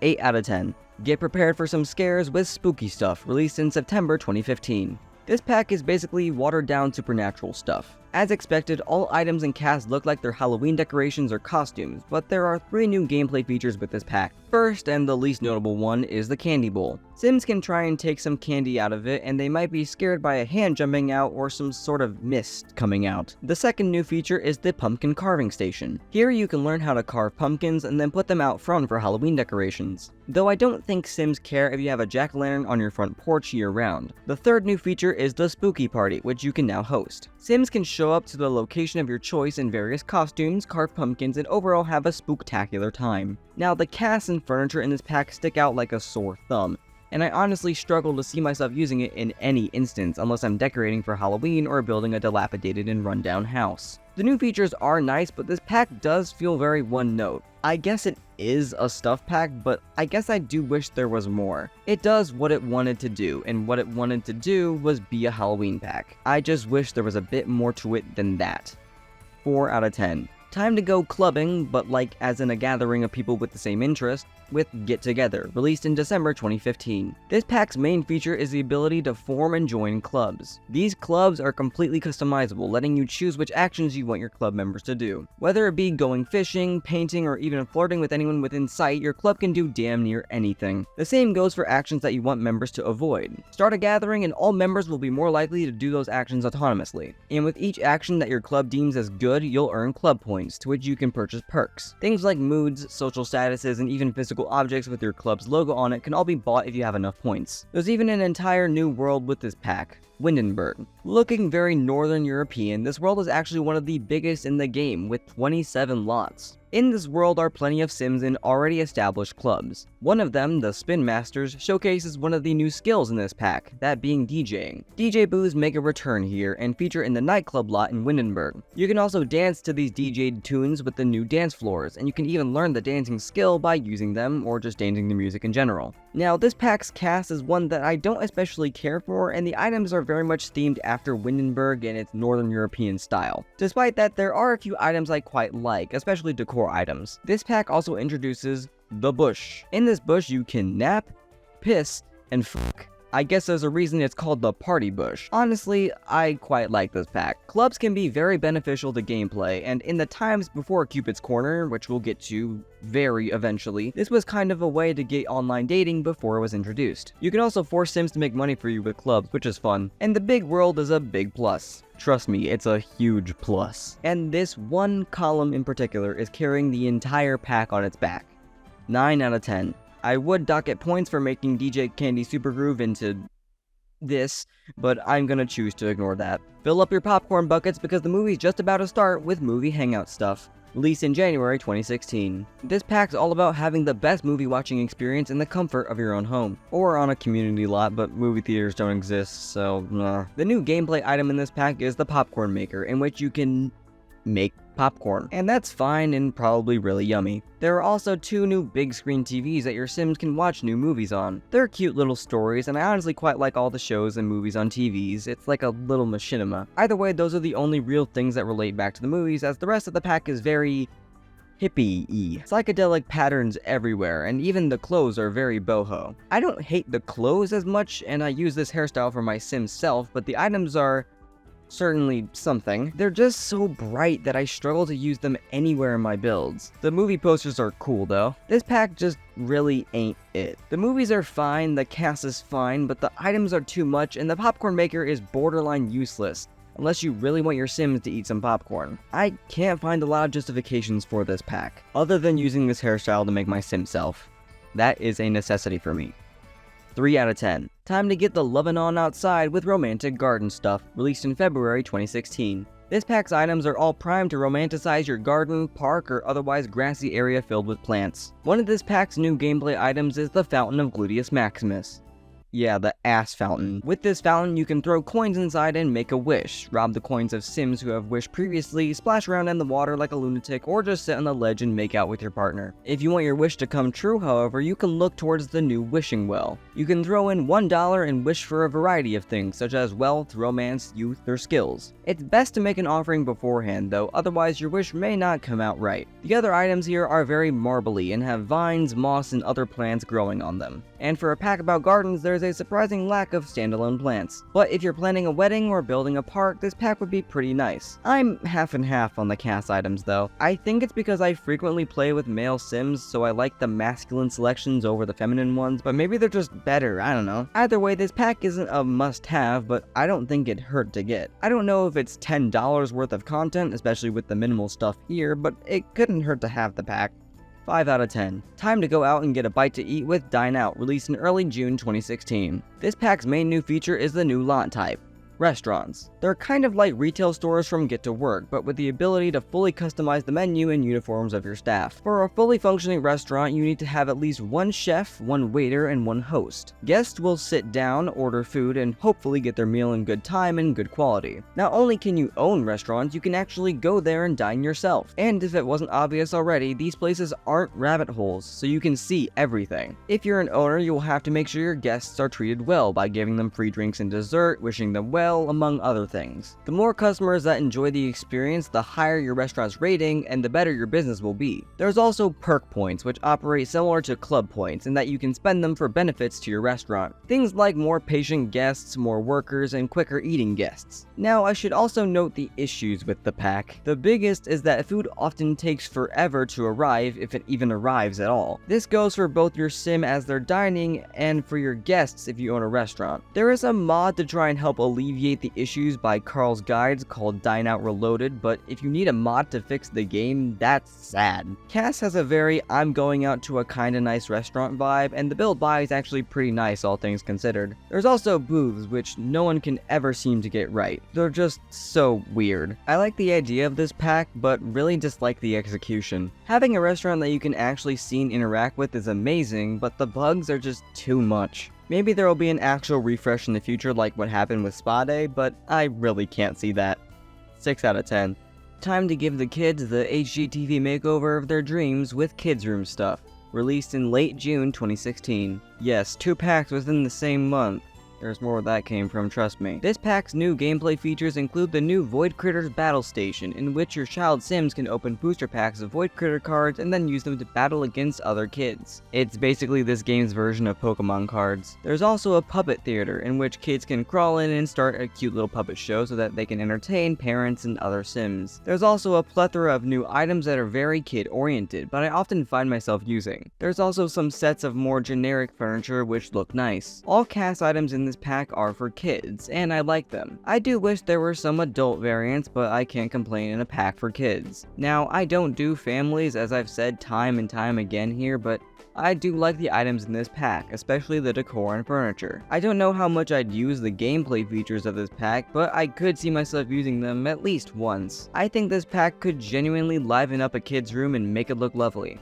7 out of 10. Okay, let's go back outside with backyard stuff. Released in July 2016. Another stuff pack to really make your yards flourish. New items in this pack include the return of water slides, in which your Sims can run, slide, get wet, and repeat until they get bored. There's also a bird feeder that you can fill up and have birds flock to and make ambient noises. And speaking of ambient outdoor noises, wind chimes are here, in a variety of materials like aluminum, ceramic, and bamboo. There's also this lemonade pitcher drink tray that is actually functional, so this pack gains a point against outdoor living stuff from The Sims 3.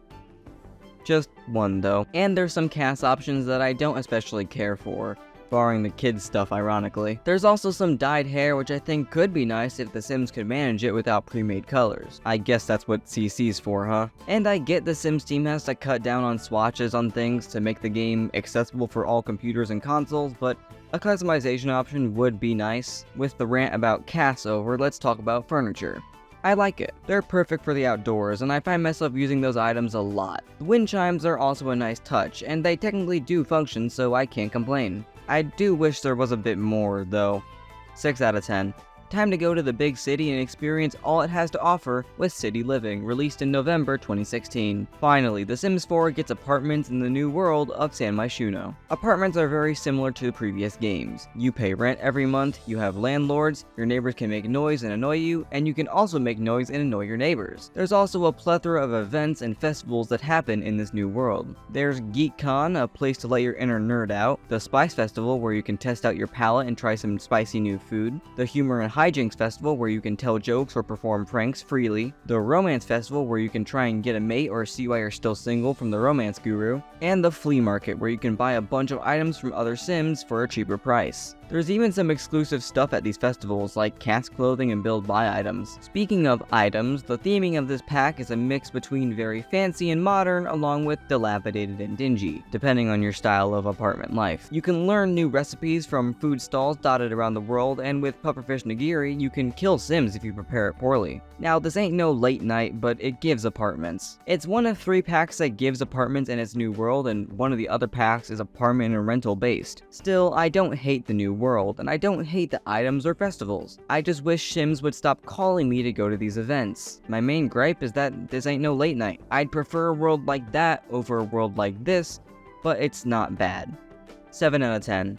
Time to fancy yourself up with vintage glamour stuff, released in December 2016. This pack's main goal is to make your Sims feel like it's the 20s or whatever, with high-end vintage fashion and decor. The new gameplay features are the new vanity tables and the butler. The vanity tables allow for your Sims to freshen themselves up or even apply preset makeup. Your Sim can also do standard mirror interactions with the table as long as there's a chair there to accompany it. And then there's butlers, a new service that you can hire for your home. Costing 175 simoleons plus 12 simoleons per hour of work, they can basically do it all. Cleaning, making food, taking care of the kids, gardening, and greeting visitors, they can do damn near anything. They'll even live in your house and you can designate a room for them. Though they can be sneaky and decide to swipe some objects from your house if they're kleptomaniacs. And then the items, they obviously fit the theme of vintage and old, especially with old Hollywood. There are some nice items in here that can fit anywhere, but most of it is very opulent. There is this globe bar though, which operates like a normal bar where you can pour yourself a drink and have it take up less space. And there's the cast, where most of the outfits are very formal. There are some nice outfits that are more casual formal, and the hairstyles are quite nice too. This pack just doesn't add anything anything that I really care about. I don't want my Sims to look as if they're in old Hollywood, especially when they're inevitably going to be roaming around at GeekCon or something. The stylistic whiplash of that is just something that I don't enjoy, even in a game as wacky as The Sims 4. The butlers and vanity tables are nice, but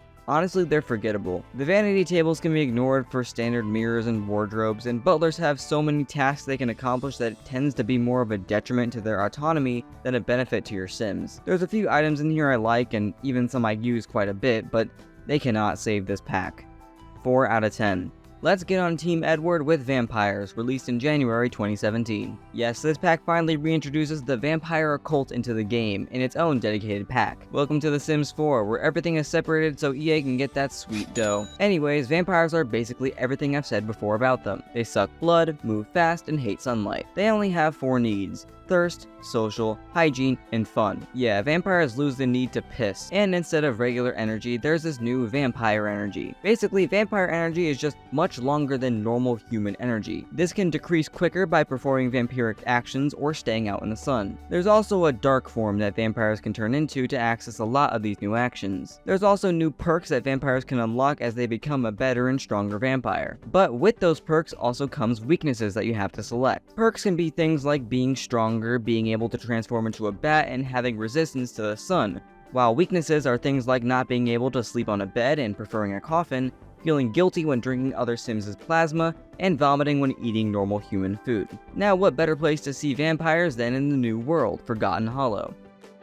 This world is disappointing. 5 lots, and the lots included aren't even that well built, but I digress. It's a dark, gloomy, and eerie world where all the residents are vampires. Most notably the Vittore family, which...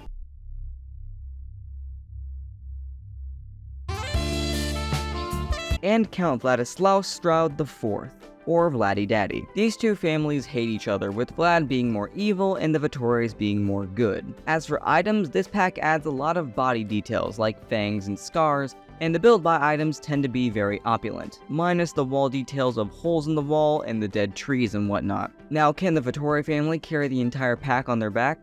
Yes, but let's ignore them for a minute. I like the ability to pick and choose your perks and weaknesses carefully. In The Sims 3 Supernatural, you could literally become immune to the sun with no drawbacks. Sure, it costs a ton of lifetime happiness points for it to be permanent, but when you have it, it is permanent. But here, you can do that, sure, but maybe you just become weaker during the day. I like that approach. But when Vlad breaks and enters into my Sim's house in the middle of the night to suck my Sim's blood then leave, that annoys me. You can disable it, but I want Caleb to show up as we previously established. And I don't care too much about the build buy in this pack. And I also don't care for the cast clothes either. But the Vittore family have me in a chokehold.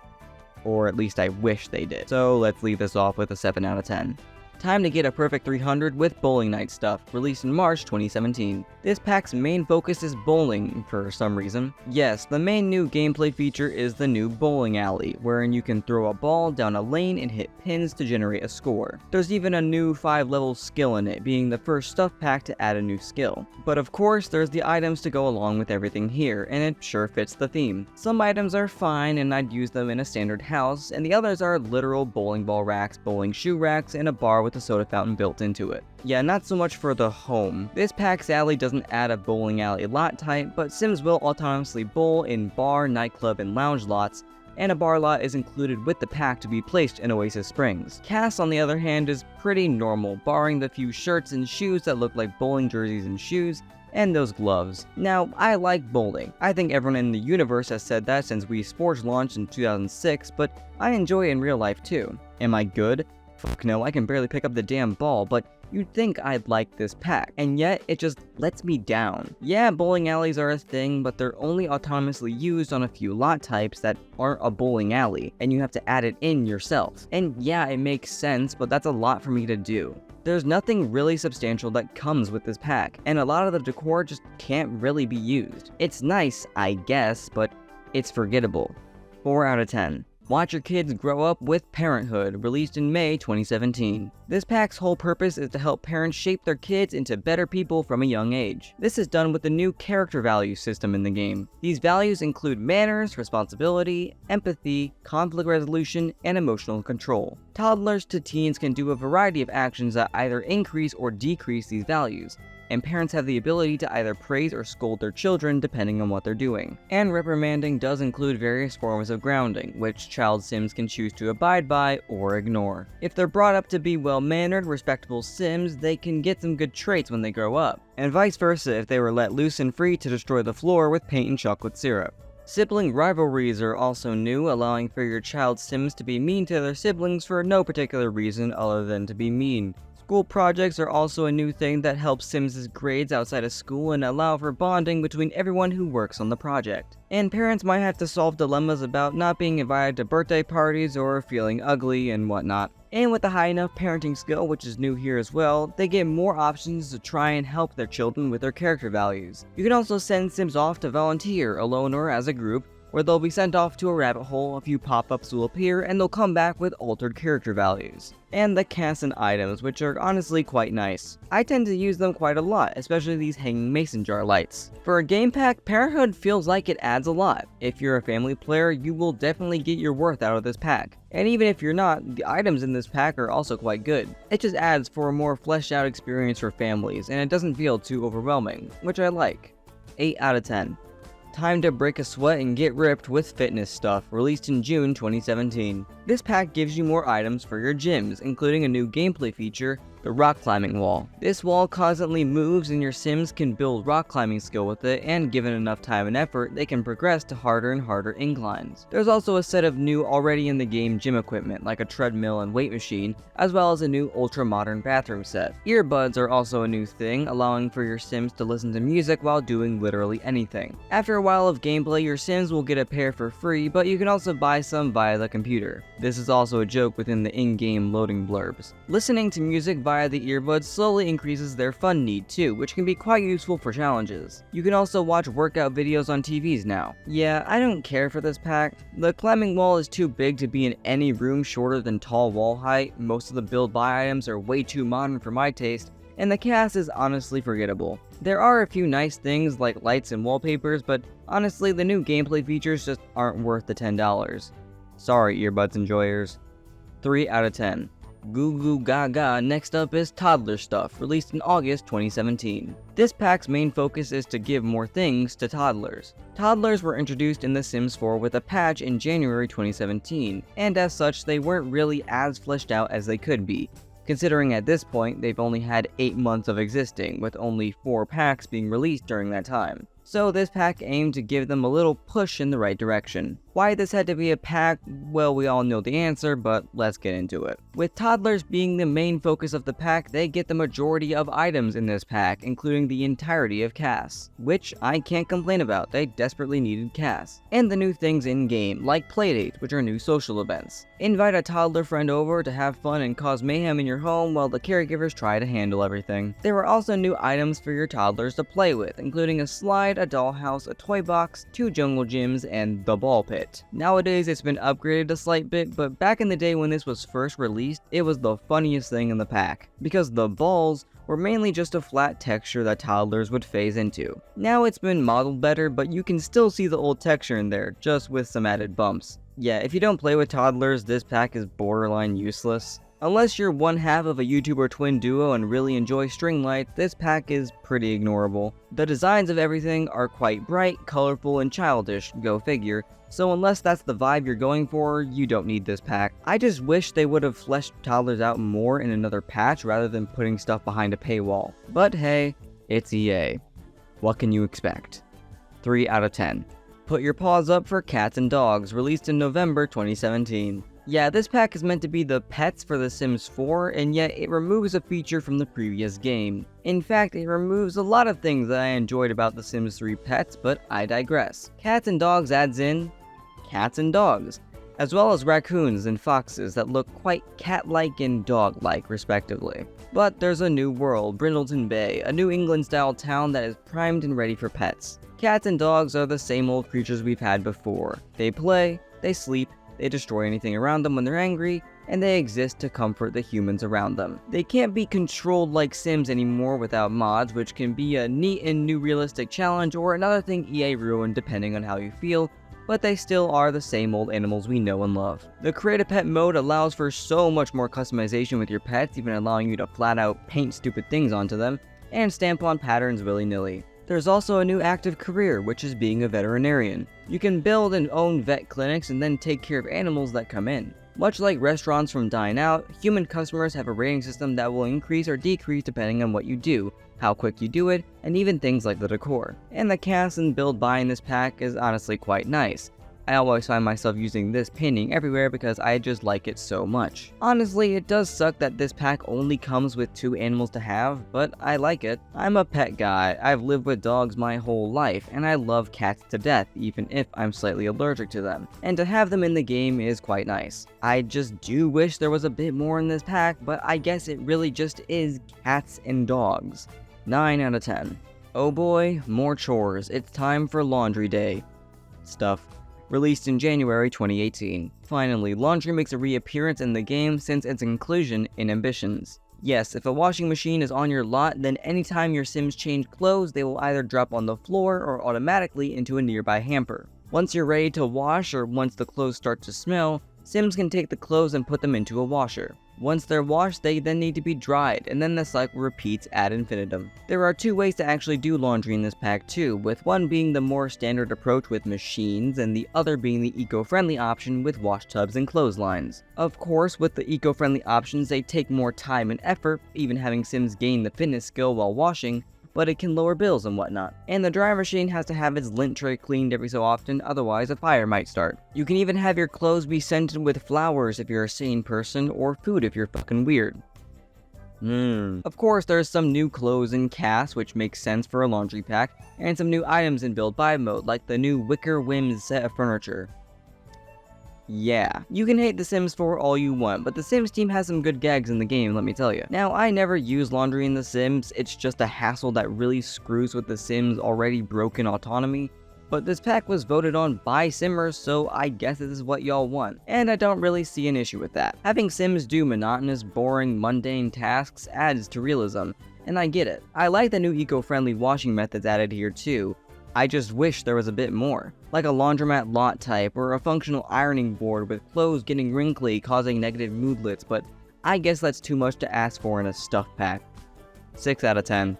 Time to uncover and explore ancient ruins with Jungle Adventure, released in February 2018. This pack includes a new vacation world, Selva Dorada, in which you can travel to on vacation and then explore the jungle and temples to find loot and lore, in a similar way to World Adventures from the previous game. When getting to Selva Dorada, you'll want to stock up on items like food, machetes, waterfalls in a bottle, spider repellent, plasma bat bait, and things of the like. Then you can set up into the jungle, hacking away at vines with your machete, and choosing your own adventure a little with pop-ups. Sometimes this results in rewards, sometimes moodlets, and sometimes poison. And sometimes, that poison can be lethal. Eventually, you may reach a temple with some more puzzles to solve to get more collectibles. You may even meet a skeleton, a new temporary life state. They operate like normal Sims, but only with the fun and social needs, and that's about it. Skeletons that spawn in the temples can teach Sims this skeleton joke, and when repeated to a skeleton 3 times in a row, it'll kill them. Relics are a new feature in this pack too, which can give blessings and curses. Some blessings include getting some simoleons, making random friends, and even summoning a skeletal assistant, a la Bonehilda. And the curses include motive drops and need decay, being poisoned, and even being set ablaze or electrocuted randomly. Yeah, there's a whole lot to do with this pack. Again, I don't care for vacations, but there's a lot to discover here, and there's seemingly always something worthwhile to do in Selva Dorada, and a bunch of cash to generate too. Again, it's a shame this is locked behind a vacation destination, but I understand why it is. And a note from future me, while doing the adventure part of Jungle Adventure, I noticed that the townie Sims would often just be there doing whatever like they were on a normal lot. This caused several Sims to randomly burn to death for some reason. I don't know if it was the heat or if they interacted with traps, but otherwise that kept annoying me. And also, Sim autonomy sucks, as my Sim wanted to constantly talk to these townies and it annoyed me to the point of turning off autonomy. 7 out of 10. Remember when I said that I didn't like cats and dogs only having cats and dogs? Well, I got my wish, but at what cost? My first pet stuff released in March 2018 to the unanimous reaction of, they're not even hiding the fact that they're money hungry now. Yeah, this pack is effectively a DLC for a DLC. There's new cap options for pets and even new pet beds, a bowl, a litter box, pet doors, cat trees, and a toy box for said pets. Now you can buy this pack without cats and dogs, but all of those items will become useless or even inaccessible. But the new gameplay of this pack is minor pets, specifically these 4 which can be bought from buy mode. They consist of Hammy the hamster, Thimble the pygmy hedgehog, Whiskers the rat, and Bubbleless the amalgamation that God lives in fear of. They're way simpler to take care of, as you'll just need to check on their condition every so often, do the appropriate action, play with them a bit, and then put them back in their tanks to live out their lives. And live out their lives they do indeed, as they'll occasionally do crazy things like make nuclear bombs, hold raves, or even go on vacation and bring you back a postcard from other worlds and even other games. They can even publish books which can actually net your human sims some cash. Yeah, this pack wasn't well received. The amount of stuff that is pets only sucks. The new rodents are cute and all, but otherwise forgettable, and the fact that there's the other half of a furniture set that came with cats and dogs in the pack is quite honestly a spit in the face. The only redeemable thing in this pack are these curtains. That's it. You don't need this pack. You just don't. 2 out of 10. Let's burn in the sun and shower in the rain with Seasons, released in June 2018. Yes, it only took 4 years, but The Sims 4 finally has seasons and weather. The same 4 seasons are here, each with their accompanying weather patterns. But the cool thing about the weather this time around is the fact that the world you live in has different weather patterns. For example, Oasis Springs is going to be normally hot and humid, while Brindleton Bay is going to have more rain. You'll also need to pay attention to what your sim is wearing, as extreme heat and cold can affect your sim if they're not appropriately dressed. This pack adds in hot and cold weather outfits to cast, which your sim will want to change into when the weather gets too hot or cold. Otherwise, they'll complain with an uncomfortable moodlet and may even burn or freeze to death. There's also a new calendar, which includes new holidays. These are nondescript holidays loosely related to real-life holidays, like Winterfest being a Sims Christmas, Harvest Fest being a Sims Thanksgiving, and Love Day being a Sims Valentine's Day. You can also create your own holidays with certain things to do, like fasting, fighting, or getting crunk. There also seems to be a Sims Easter with this flower bunny and egg hunts being options, but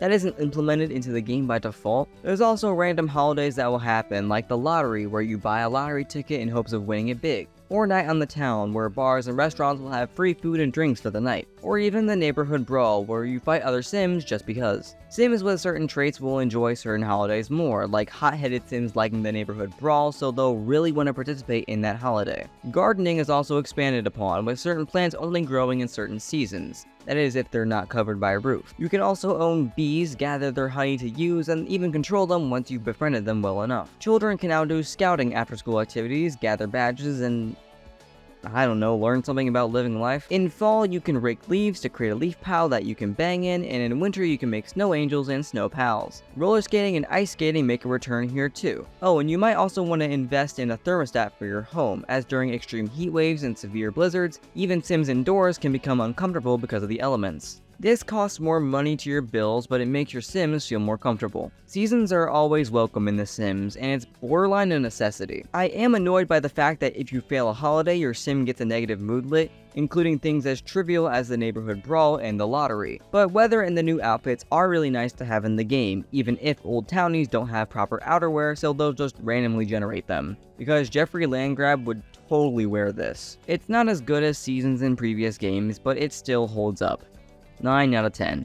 Time to get your headshots done with Get Famous, released in November 2018. Yet again, the Sims game has a fame system, and you too can become famous in a variety of ways. First though, let's talk about the new world, Del Sol Valley. This Los Angeles-inspired world is the place to find most celebrities, and even includes some lots that only celebs can get into. Too bad the Sims team can't build. Not only are some lots in this world downright ugly, but some of them are borderline unfunctional, with there being only one toilet despite 3 bathrooms in the Bailey Moon Manor. But of course, fame. Your sim can earn fame by doing a variety of actions, even ones in the base game and previous packs. There's one new real career being the actor, which is an active career where you get to send your sims onto a set and make them act. You can also do media production, which isn't a real job, but you can create videos or music and then publish your creations online to earn some cash every now and again, just like real life. As your sims gain fame stars, you can also get some fame perks. Things like getting more money when uploading videos, being able to easily socialize with more famous sims, and randomly receiving useful potions in the mail. That's The Sims for you, but let's focus on that second one. Your normal pleb sim can't really talk to famous sims over a certain threshold. All you can really do is admire them, ask for an autograph, or awkwardly attempt to introduce yourself. You can do it, but it's a pain in the ass. Now these celebs. There's a few that get introduced with the new world of varying fame levels, but the ones who are higher ranked make me want to blow my brains out. You see, like normal Sims, they will randomly appear on lots that you're at to make them seem more busy and whatnot. But because they are famous, they will attract fans and paparazzi, causing the former to faint at the sight of their idol, and the latter to constantly be taking photos. And when you want to just have a drink at the Willow Creek nightclub, this can get quite annoying. In fact, that's the word I'd use to describe this pack. Annoying. From your sim just randomly becoming famous because you wanted to up your painting skill, to Judith Ward waltzing into the dirtiest bar in town with her superfans in tow, to the absolute monstrosity of the Plumba Picture Museum, this pack is something else, parentheses, derogatory. Even the build buy is hideous, with there being this whole opulent neon zebra print style on a bunch of the objects. The cast is also hyper-focused on the acting career, so there's a bunch of scars and stitches as well as costumes. I think this pack could have been good, but it ended up being just an annoyance. 1 out of 10. The mother is here for us all. Strangerville is our next pack, releasing in February 2019. This is a very unique pack for The Sims, as it gives a new world with its own unique storyline. The titular town of Strangerville is introduced here, a desert town with a large military presence and an odd meteor crash with a secret lab established in it. Unlike other worlds, this one has its own unique welcome party, where residents will show up and welcome you as usual, but looking like they've just done every drug at once and are currently seeing God himself. To add on to this, they sputter on about the mother and whatnot. You might also notice strange plants growing around town and growing up your plumbing. Clearly, you'll need to learn more. And by asking around to the locals, which consist of scientists, military personnel, and conspiracy theorists, you'll start to unravel the story of this world. Eventually, you'll end up at the lab, where I'll cut this part short. Yeah, I don't want to give spoilers, not like you care, this pack's been out for 5 years, but just in case, I'll leave it there. The story is yours to uncover, or you can just look up a gameplay video on YouTube. This pack is an interesting idea, no doubt, but once it's done, it's done. Obviously, your main goal of Strangerville is to get the town back to normal, but once you do, what more is there to do? The entire point of Strangerville is that it's weird. The citizens are being possessed, purple and pink vines are growing everywhere, that's the whole shtick. And yes, and this is a small spoiler, you can return things back to a certain level of weirdness after you complete the story, but then it's kinda like, why did you do all that for the result to be the same? Whatever the case may be, the items in this pack range from being very scientific to being worn down and gross, and the cast is nothing to write home about. I find difficulty in using Strangerville stuff unless it's the gross stuff, since the scientific stuff is really tailor-made for this pack. This pack's also kinda a letdown for OG Sims fans because this town isn't a reference to Strange Town in The Sims 2, but more so a reference to Stranger Things. So no, you don't uncover the mysteries of Bella Goth's disappearance because the Sims 4 team hates lore.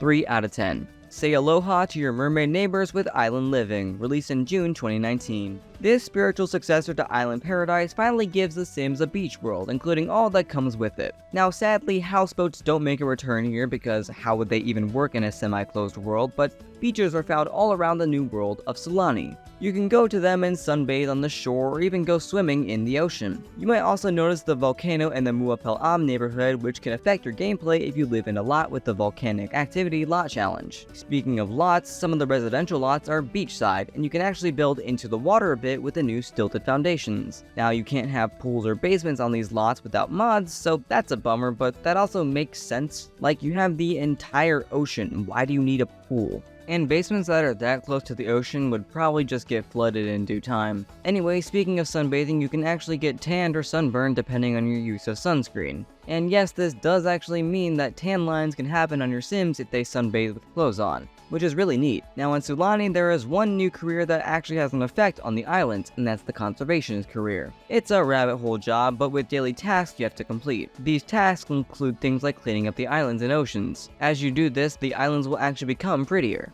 You can also go diving near these buoys, much like in The Sims 3, but because of a lack of an open world, nothing happens other than some pop-ups and imagination. Oh, and yeah, mermaids. They're the new occult in this pack. You can become one by ingesting mermanic kelp or by outright creating one in cast, but as for their new features, well, they have a tail in water, they can swim really well, they have a hydration need rather than hygiene, they can perform siren songs, and can talk to dolphins. That's really it. Yeah, being the spiritual successor to Island Paradise, this just disappoints. I really like the new features added in this pack, and I love the Polynesian influence in Sulani, but without an open world, this just feels so meh. As you would expect, cast and build buy are heavily influenced by the island lifestyle, and there's some nice items here, but honestly, this pack kind of feels like a letdown. There's no pack like it in The Sims 4, and yet here I am wanting more. 5 out of 10. Okay, so we've covered 29 packs so far, the most of any Sims game previous to it, beating out The Sims 3 by 9 packs. So let's take a breath before moving on to the next section, what I'm calling the rebrand era. In July 2019, The Sims 4 had a major rebrand. With new box arts, a new color palette, and a new plumb bob as well, The Sims 4 had a new and improved look. A lot of people didn't like it though, but that's neither here nor there because the rebrand isn't what we're going to talk about. What we're here for are the packs. So I think I've wasted enough time just rambling on and making an excuse to separate The Sims 4 into different sections, so I don't want to off myself. And let's get back to my personal hell. We're back on our brand bullshit with Moschino stuff, released in August 2019. This is a brand collab with the high-end fashion brand Moschino, and actually features way more than clothing. But because this is a clothing brand, we're going to take a look at casts first. Yeah, I don't care too much. The fact that there's clothing with Latin characters on it makes me hurt. Give me Simlish or give me death. The only thing I give any fucks about are these plumb bob earrings and some pants. Everything else I forget even exists. Though you could actually buy the clothing included in this pack in real life from Moschino, if you're willing to fork over a few grand. High-end fashion moment. As for the new gameplay features, Moschino stuff actually overhauls the camera system. You can put cameras on tripods and even have your own little at-home photo studio with some new items like backdrops and studio lights. There's even a new fashion photographer freelance career in which you take up gigs and perform required actions before getting some dough. And then the build buy items themselves. They range from objects that I honestly quite like to objects that are doing way too much. This pack gets memed on quite a bit, but honestly, I don't mind it all too much. Yeah, for a clothing brand collab, the clothing kinda sucks, but the gameplay and items aren't half bad. And I genuinely enjoy the new features within this pack. It just sucks that it's behind this weird brand collab. And yet again, I'm wanting more. So much more. 4 out of 10. Avada Kedavra, Wingardium Leviosa, and J.K. Rowling, Realm of Magic released in September 2019. This pack brings back witches and wizards, this time now under the term of spellcasters. To become one, you'll first have to travel to the new world of Glimmerbrook, which is embarrassingly small. Then you'll find a portal to the magic realm. Enter it, talk to one of 3 sages, collect some glowy balls, and boom, you're now a spellcaster. Spellcasters have one new need to worry about, their spellcaster charge. Performing spellcaster actions like magic or potion brewing will increase this meter, and when it gets too high, your sim will be overloaded and zapped. This can kill your sim if you're not careful. Speaking of magic, there are 4 different schools of magic: practical, untamed, mischief, and alchemy. Practical magic is your make my life easier magic, untamed lets you both cause some mayhem and help yourself out, mischief is straight up magical bullying, and alchemy is potions with a variety of uses. Most spells and potions do have a chance of failing though, like the spell copy paste of spawning some ash instead of duplicating an object. There's also curses that can happen, which affects your sims in a variety of ways, like making your sims stink, drawing too much magical energy, or the night wraith.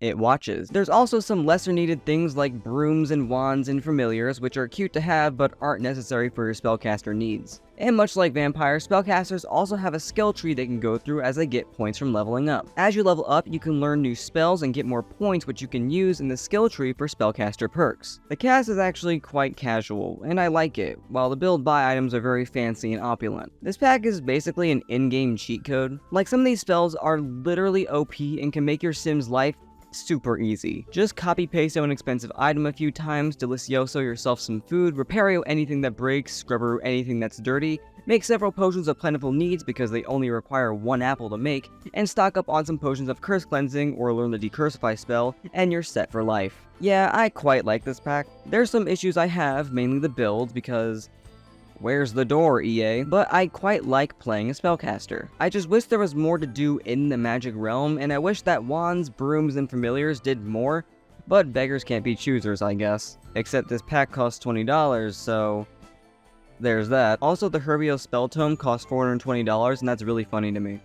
8 out of 10. Yet again, we're forking over thousands of simoleons to hopefully get a better education with Discover University, released in November 2019. Like its several university-adjacent predecessors, this pack gives not only one, but two new universities to enroll in the new world of Brightchester. On the left-hand side, we've got Foxbury Institute, a more modern-looking university specializing in more science-y majors. And on the right-hand side, we've got the University of Brightchester, a more traditional English-looking university specializing in fine arts and social sciences. Now, you can do any degree at either university, but if you go with what the university specializes in, you'll actually get some career boosts once you graduate. All you gotta do is enroll, pray to the Sims gods that you'll be accepted, and then choose your major, classes, and housing. You can also give a small donation to boost your chances of acceptance, or even flaunt your fame if you have Get Famous installed. Now that you can freely move between worlds in your save file, you can choose to live at home, at off-campus houses in Brightchester, as well as your standard dorms. There's also a new roommate system in this pack, where they will theoretically help out with the rent by splitting it up amongst each other. Anyways, university life.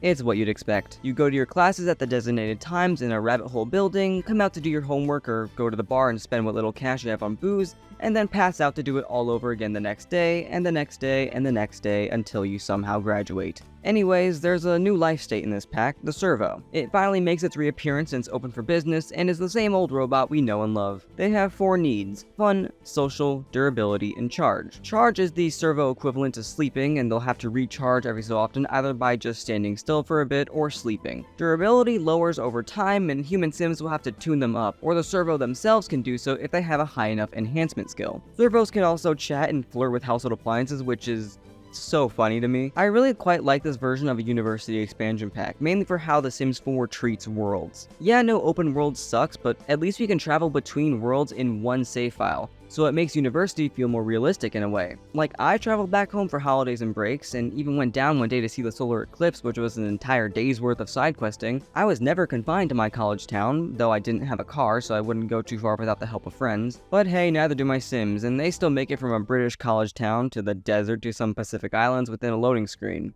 all without cars. Anyways, Discover University is quite nice, and I don't think it's a bad thing that the classes are all locked behind rabbit holes, since what would you really do in them? I do wish there was more to do in the world, however, but a college town is a college town, I guess. Either way, this pack adds a lot and has a lot of replay value, which is really nice.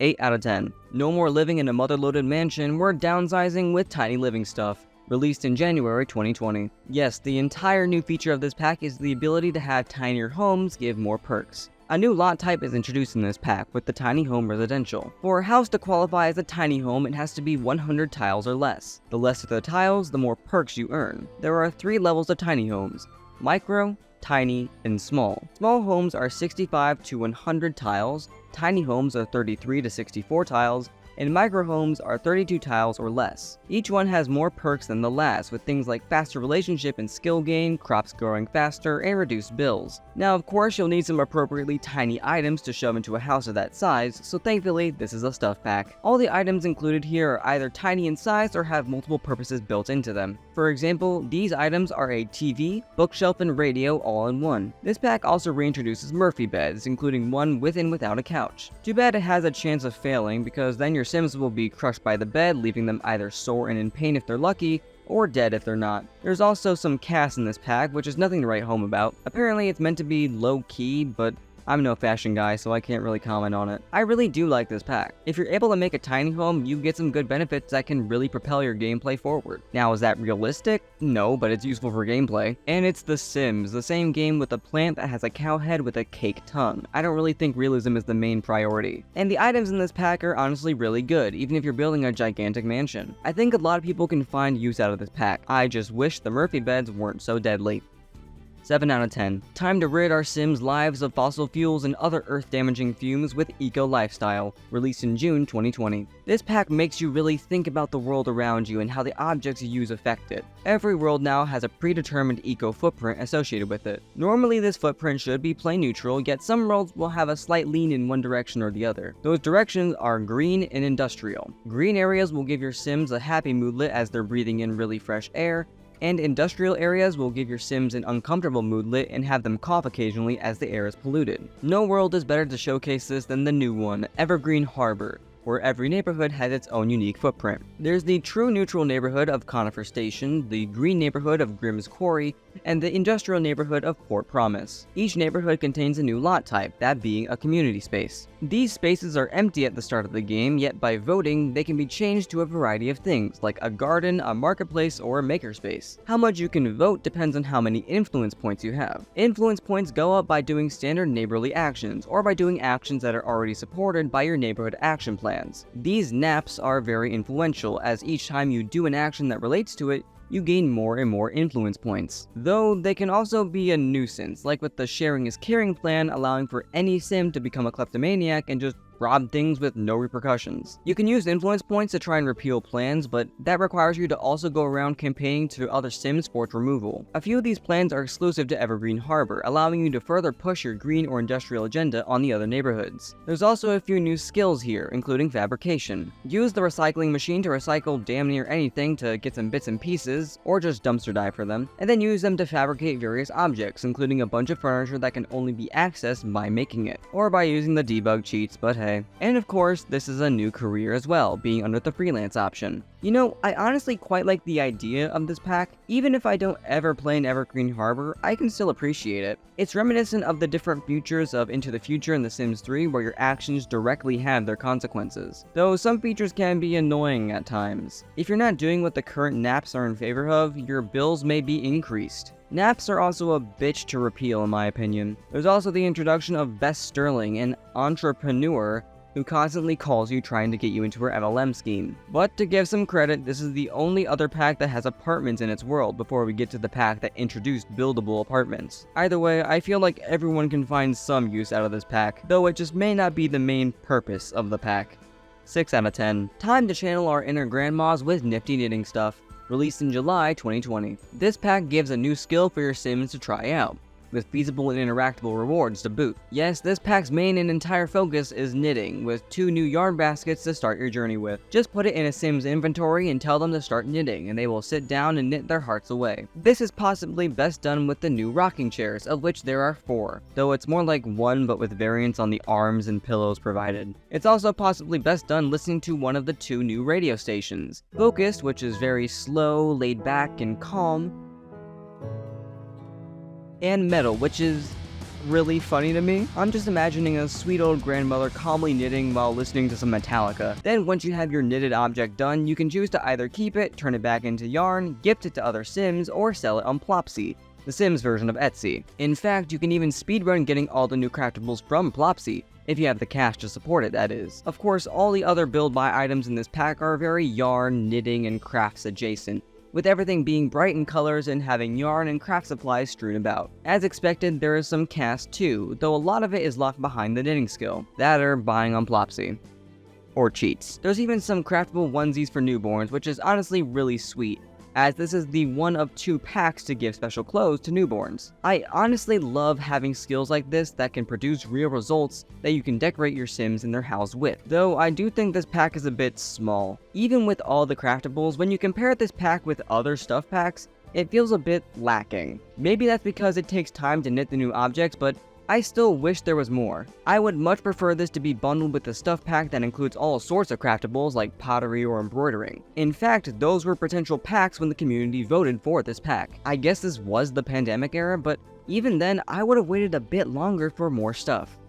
5 out of 10. Oh boy, we've gotten to this one. So remember how I said that Katy Perry's Sweet Treats was the most memed on pack of The Sims 3? Well, this pack is the most memed on pack of The Sims 4. So may the force be with us as we take a look at Star Wars Journey to Batuu, released in September 2020. Inspired by the Galaxy's Edge theme park in Disneyland, Batuu is a vacation destination, and you will be damn well aware of it since a random sim will call up your family to tell them about Black Spire Outpost in Batuu at the start of your game. Which is strike 1 because why the fuck do I care, and why the fuck is this random sim calling me to tell me about Star Wars? If you do care, then you'll make your way over to the new world of Batuu, wherein you'll be greeted by a message telling you that your simoleons are worthless here, and you'll have to instead use galactic credits. You can also enter this building, Oga's Cantina, where you can get some drinks and chat with the locals. There's plenty of other buildings too, yet this is the only one you can actually enter and see your sims in, at least in Black Spire Outpost. Every other building here is a rabbit hole, with nothing more than pop-ups to give you some items. Anywho, you'll have the choice of aligning yourself with one of 3 factions: the First Order, the Resistance, or the Scoundrels. Each of them will have you performing missions around but 2, and will gain you some galactic credits along the way. But most of these missions are just finding the right person to talk to, finding the right object to interact with, and so on. Basically, you follow a checklist given to you by whoever in your career panel, and then it's the same missions over and over again. It becomes repetitive really quickly. Anything involving the Millennium Falcon is also super boring, as it's just a series of pop-ups that tell you that your sim is doing something really cool, trust us. I guess it would be hard to put that kind of high-action environment in The Sims, but still. There's also these fuck-ass transitions between loading screens which look so stupid. Look, I'm not a Star Wars guy. I don't get the references, and I don't get this pack. Star Wars as a series tends to be pretty high action in my eyes, and when you combine that with The Sims, a game that its own characters can barely function in without player intervention, it breaks down quite quickly. Other Star Wars games like LEGO Star Wars work because they're high action. You have to make decisions in the blink of an eye. This is tedious, boring, and annoying. And there's a bunch of stuff in this pack that I can't see being used anywhere other than in Star Wars builds. There's even this Kylo Ren helmet that isn't Max's match despite being official, so it looks like custom content. But a broken clock is right twice a day, and this pack does have some good in it. The hair in this pack is nice, some of these indoor plants are okay, this giant debug arch is cool, this pack has a really good stone flooring, and the lightsaber battles are quite cool. But I cannot, in good conscience, even remotely recommend this pack, even for Star Wars fans. If you want to build with Star Wars adjacent objects or have Star Wars looking sims, then that's fine, I get it. But CC will get you a long way for little to no money. The gameplay in this pack just sucks. 1 out of 10. Get ready to hit those double black diamond ski runs because next up is Snowy Escape, released in November 2020. This pack introduces the world of Mount Komorebi, a Japanese-inspired world in several ways, with new traits like Proper, a no shoes indoors sign that makes sims autonomously take off their shoes indoors, an onsen bathhouse lot type, kotatsu tables, tatami mats, and so much more. This pack really pushes the Japanese influence. But now let's talk about the town of Mount Komorebi itself. Firstly, every lot in this pack was built by simmers, and is the first pack to do so. Also, the Yukimatsu neighborhood and the entire top of Mount Komorebi is snowy all the time, with or without seasons. Speaking of, you can go ski or snowboard down the mountains or even go sledding on less severe slopes. The first 2 are skills that you can learn, and as you gain more and more skill, the more stunts your sim can pull off and the less mistakes they'll make. There's also mountain climbing, where you can climb to the top of Mount Komorebi to make your mark and see the sights. There's also some festivals that happen occasionally, each from a different neighborhood, with the Festival of Lights, Snow, and Youth,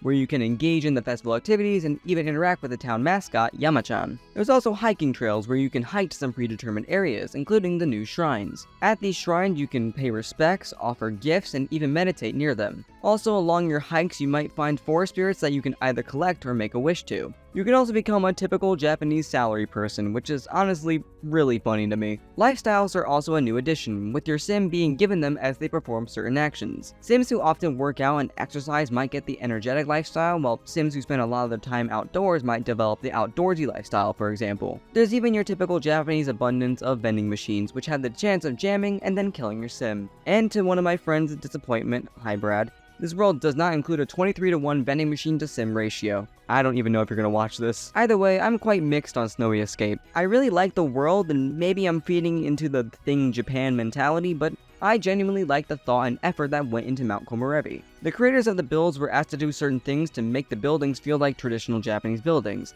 like the step-ups into places, separate rooms for toilets, and every home having a no shoes sign. And the world itself has so much to do in it, from various things to do at shrines to the festivals and the new onsen bathhouse. There's always something to do here. Yet the snowy part of Snowy Escape doesn't stick out to me, at least with skiing and snowboarding. It's exclusive to this world and this world only, and while I get it, it's just there. I feel like I'm being too harsh on it since I can't think of a better way to do it, but I do just wish there was more. Maybe something with snowboarding and skiing competitions that happen every so often, a la the Winter Olympics. But no, it's just a recreational skill tied to this world. I just can't help but feel a little bit disappointed by that. Good thing I like everything else though. 6 out of 10. Yet again, we're getting our spook on with paranormal stuff, released in January 2021. This is a different pack to spooky stuff, though I'm sure they'd pair well together. Paranormal does offer a lot of new gameplay options though. Firstly is the new lot type of the haunted house. Lots with this trait will often have specters spawning in at night, with some ghost people coming in to assist you in your troubles. This can also tie in with the new paranormal investigator career, in which you can travel around to other haunted houses to get rid of specters there. This is a gigging career, and you'll need a license to do it, which you can get by getting a high enough medium skill at the new seance table. At this seance table, you can communicate with the dead, see how haunted your house really is, and try to calm the spirits in the house. Though at higher levels, you can turn yourself into a ghost or even summon Bonehilda. Yes, Bonehilda makes her glorious return here, though with no coffin. But she does do her duties as Bonehilda, being everyone's favorite skeletal maid. There's also a crystal ball that can be placed on the seance tables that have special animations when performing seances, but other than that, it's a decoration. I'm also not a big fan of the cast and build buy in this pack. It's just way too out there for my taste. I think that for a stuff pack, this adds in a lot of stuff gameplay wise. A new lot type with a bunch of cool stuff to support it, a new career to support that lot type, and a whole new skill to learn is quite nice coming from a stuff pack of all things, but it just isn't my personal cup of tea. I can definitely see the appeal though. Yeah, I don't have plenty of complaints here. It's just not for me personally. That's really it. 7 out of 10. Now we've finally gotten to the start of the kits, and because I'm nearing 30,000 words at this point, I'm gonna make an executive decision. I'm going to breeze by kits because they're insanely small as is, and I don't want to drag this video any longer than it needs to be. So let's waste no time in getting past these first few. The Throwback Fit kit released in March 2021 and features 23 vibrant and retro-styled clothing options for Sims aged toddler and up. I'm a bit of a retro fiend and I quite like the bucket hats included, but a lot of the clothing is very bright and I can't handle that, even if neon was the big thing back in the day. 5 out of 10. The Country Kitchen kit released on the same day and features 15 new build buy items to make your kitchen feel more homey. Now I quite like a country kitchen, and the items in this pack, especially the decor, are quite cute. I do wish there was more though, even for a kit, but I do find myself using this kit quite a bit. 7 out of 10. Now we get to the one kit exception with the Bust the Dust kit, released on the same day. I'm gonna break my executive decision rule as this is the only odd one out kit, being a gameplay kit. This kit adds in dust to the game. Yeah, any closed room will slowly accumulate dust over time, gradually getting more and more dusty until dust bunnies and filth fiends appear. You can kill these horrifying beings immediately or befriend these dust creatures and even have them fetch you some collectibles with high enough friendship. And depending on the packs that you have, you can even get some really expensive stuff too, offering a good rags to riches tactic. But when you've had your fun or the uncomfortable mood that your sim has gets too annoying, you'll have to clean up your house with one of the 5 new vacuums, 2 of which are handheld while the rest are standing. Yeah, this pack was also memed on a bit, especially by news outlets which claimed that simmers were spending $5 to have their sims vacuum their virtual homes. And this kit just disappoints. It's annoying to have this system in the game, to the point I have it turned off in my game. And even then, I'm gonna complain about the fact that there's no non-electric way to get rid of dust, like brooms or hand dusters. And you'd think after getting an off-the-grid lot tray in the Island Living patch, as well as the off-the-grid laundry and laundry day stuff, they'd offer that up. But no, 5 measly vacuums are all that's given to us. And I think the failure of this pack really set into EA's mind that gameplay kits are useless and no one wants them. And yet, I don't think so. I think they just flopped on the first one and gave up, which is honestly even more embarrassing than having a flop in the first place. Yeah, I'm with the news articles on this one. Don't pay $5 to have your homes be covered in dust. 1 out of 10. The Courtyard Oasis kit is next, releasing in May 2021. This kit adds in 22 new build buy items that make your courtyards feel more Moroccan, with things like a new decorative fountain, doors and arches, as well as flooring and wallpapers. Yeah, I don't use this kit much. It fits into a style that I just don't try to go in all too much. 3 out of 10. Let's bring back out that HGTV makeover mentality with Dream Home Decorator, released in June 2021. This pack adds in a whole new set of modular furniture, as well as a new interior designer career. Yes, making its return since Ambitions, now with a more properly named title, you can now take up gigs from clients that want their rooms or even their entire houses redecorated. You'll have to meet your clients, learn what they like and dislike, and then send them out before getting some before pictures, changing everything up, taking after pictures, and then showing your clients the changes. If they like it, you'll get paid handsomely. If not, well, you might just get your base rate. Or you can even be fired if you're seen doing things you're not meant to be. Anywho, no furniture set is better than the new modular sets from this pack. I honestly love the build buy of this pack. I am constantly finding myself using it to decorate my homes. And because a lot of it is modular, it matches with each other perfectly. No more issues of woods not matching, at least with this pack. There's also a new sectional sofa and chaise lounges, allowing for custom-sized seating areas. In addition to that, there's also separate in-counter ovens, countertop stoves and ovens, as well as a playtent for toddlers and children, which can be quite OP as it quickly raises the imagination skill. The cast in this pack though is very feminine oriented, as I feel a lot of The Sims 4 is, but man, come on. I normally play with male Sims, so this sucks. Either way, this pack is honestly really nice, even if it has issues. The gameplay can honestly be quite annoying when your clients say, yeah, we want you to remodel this kitchen for us. We hate the color white, but we really like disco.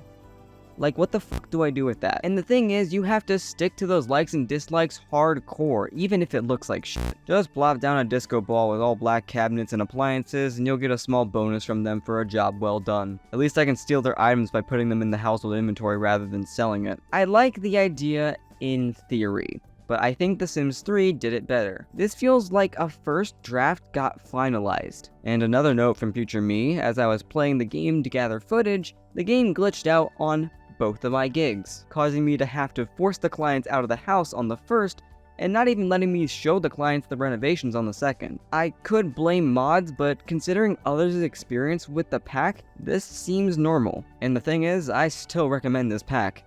I just can't live without the build buy. 7 out of 10. Time to escape the big city and move out to the countryside with Cottage Living, released in July 2021. It's time to fully embrace the cottagecore lifestyle and start up a nice little farm and garden in the outskirts of our new world, Henford-on-Bagley, an English-inspired rural countryside. On your lot, you can now own several different animals and use them to either turn some profits or generate fresh ingredients. These new animals include chickens, cows, and llamas, with rabbits, birds, and foxes being wild animals that will spawn from time to time. And when I say foxes, I do mean foxes, as compared to the cats and dogs, dog-fox thing. You can befriend the wild critters, and with a good enough friendship, they may even give you gifts. Anyways, fresh ingredients are also some sort of importance with the new Simple Living Lot Challenge. To get fresh ingredients, you can either have your own garden with the new oversized crops, go down to the neighborhood of Finchwick to pick up some ingredients at the grocery stalls, or even order them online and have them be delivered to your doorstep. Speaking of the stalls, there are plenty of new residents in the town that can help you in your cottagey adventures, including good old Agnes Crumplebottom. Welcome back, you old angry woman. And yes, she does still hit you if you perform romantic interactions on her or near her. These residents might also have some errands for you to do, similar to the missions in the pack that shall not be named. There's also cross-stitching in this pack, a 5-level skill that benefits heavily from the wool you get from llamas, and canning, which you can do from any kitchen to preserve your ingredients for storage. There's also some competitions that happen during the Finchwick Fair, for things like best chicken and healthiest crop and whatnot. I like this pack in theory. I enjoy the idea of having this cottage out in the middle of nowhere, taking care of your own crops and animals, living your best life, but I've never really played with it all too much, as it honestly feels very time-consuming to me, at least with the animals. It's just another chore for my Sims to do, considering I would want my animals to be in the best conditions at all times. And in a game where my Sims constantly drink water every 2 seconds instead of taking care of their own needs, I don't know if I can trust them to take care of these farm animals. Though I do appreciate the idea of this pack, and I love all the items and cast that comes with it. I use this sweater way too much. I really need to dedicate a save file to this pack. 8 out of 10. The Industrial Loft Kit released in August 2021, offering several new build-buy items fit for grungy converted warehouses. Included here are furniture items with a bunch of wood and metal frames, along with the wall decal fit for brick walls. I genuinely like this kit, even if I don't often go for the grungy style. Though those air ducts, much like a lot of the ceiling decorations, can be annoying for gameplay. 7 out of 10. The Fashion Street Kit released in October 2021 and features very Indian-inspired clothing and was a collaboration with Shruti Sitara Singh. I don't find myself using this pack often as I'm not a real cast connoisseur, but also the style of the clothing just doesn't vibe with me and my Sims. That's not me saying it's bad, it's just not for me. And there's something to be said about putting this cultural clothing behind a paywall. Yet again, CC comes to the rescue. 5 out of 10. The Ancient Arrivals kit released on the same day and features more casual and modern Korean-inspired outfits. I honestly really like the outfits here, and I often find myself using this sweater undershirt combo all the time. And I like the inclusion of these more sweatpants-looking bottoms and these sneakers. 8 out of 10. The Blooming Rooms kit released in November 2021 and includes a bunch of indoor plants, plant-adjacent items, and things to display said plants. I have an issue with indoor plants in The Sims as I feel like there's an abundance of smaller plants that don't size up well. This pack doesn't help alleviate that, but it does include a lot of plants that I love to use, especially this hanging plant. 7 out of 10. The Modern Menswear kit released in December 2021 and gives masculine Sims more clothing. Finally. Too bad I don't like them all that much. Yeah, we finally got some clothing for men and I don't like it. I guess it's the thought that counts? Sorry to the collaborator Stefan Cook, but this just ain't my style. 4 out of 10. The Carnaval Streetwear kit released in early February 2022 and features bright colors fit for Carnaval Brazil. With designs from Pablo Vittar, I honestly really like this kit. It's kind of what I expect when Pablo Vittar is your collaborator, and I just love the Carnaval style. I often find myself using the clothes from this kit, weirdly enough.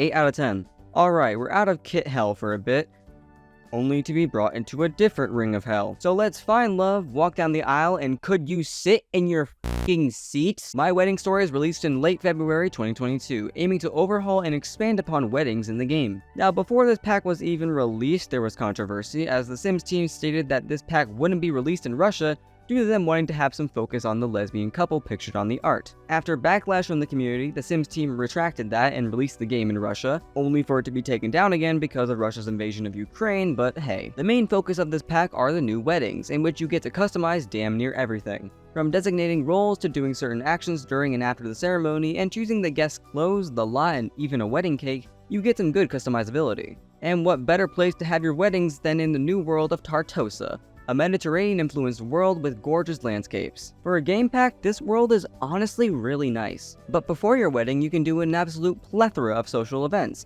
like engagement dinners, family gatherings, and even batch parties. Then the big day arrives, and much like every other social event, the actions you selected appear in the event window in the top left, and you have to perform those actions to get a well-scored wedding. Thing is, every damn action in this pack is micromanaged. You have to command the Sims to take their seats, walk down the aisle, exchange vows, cut the cake, etc. It's you, the player, who has to command that, which sure is a benefit considering Sim autonomy is shit, but it makes everything so tedious. And it was worse on release, as Sims would show up in everyday clothing, not take their seats, and get distracted easily, along with things like the cake only having 10 hours until it's spoiled. There have been patch updates to try and fix this pack slowly but surely, but it's still quite broken. You don't designate Sims as the ring bearer, officiant, flower pal, etc. in the menu when designing your wedding, you have to ask them to do it. Yeah, this pack has a good idea, but the main feature of this pack is broken beyond belief, and even if it wasn't, I still think it's not insanely great. And while I would love to ignore the bugs for my rating, I just can't. It's such a prevalent part of this pack that I can't ignore it. The idea is good,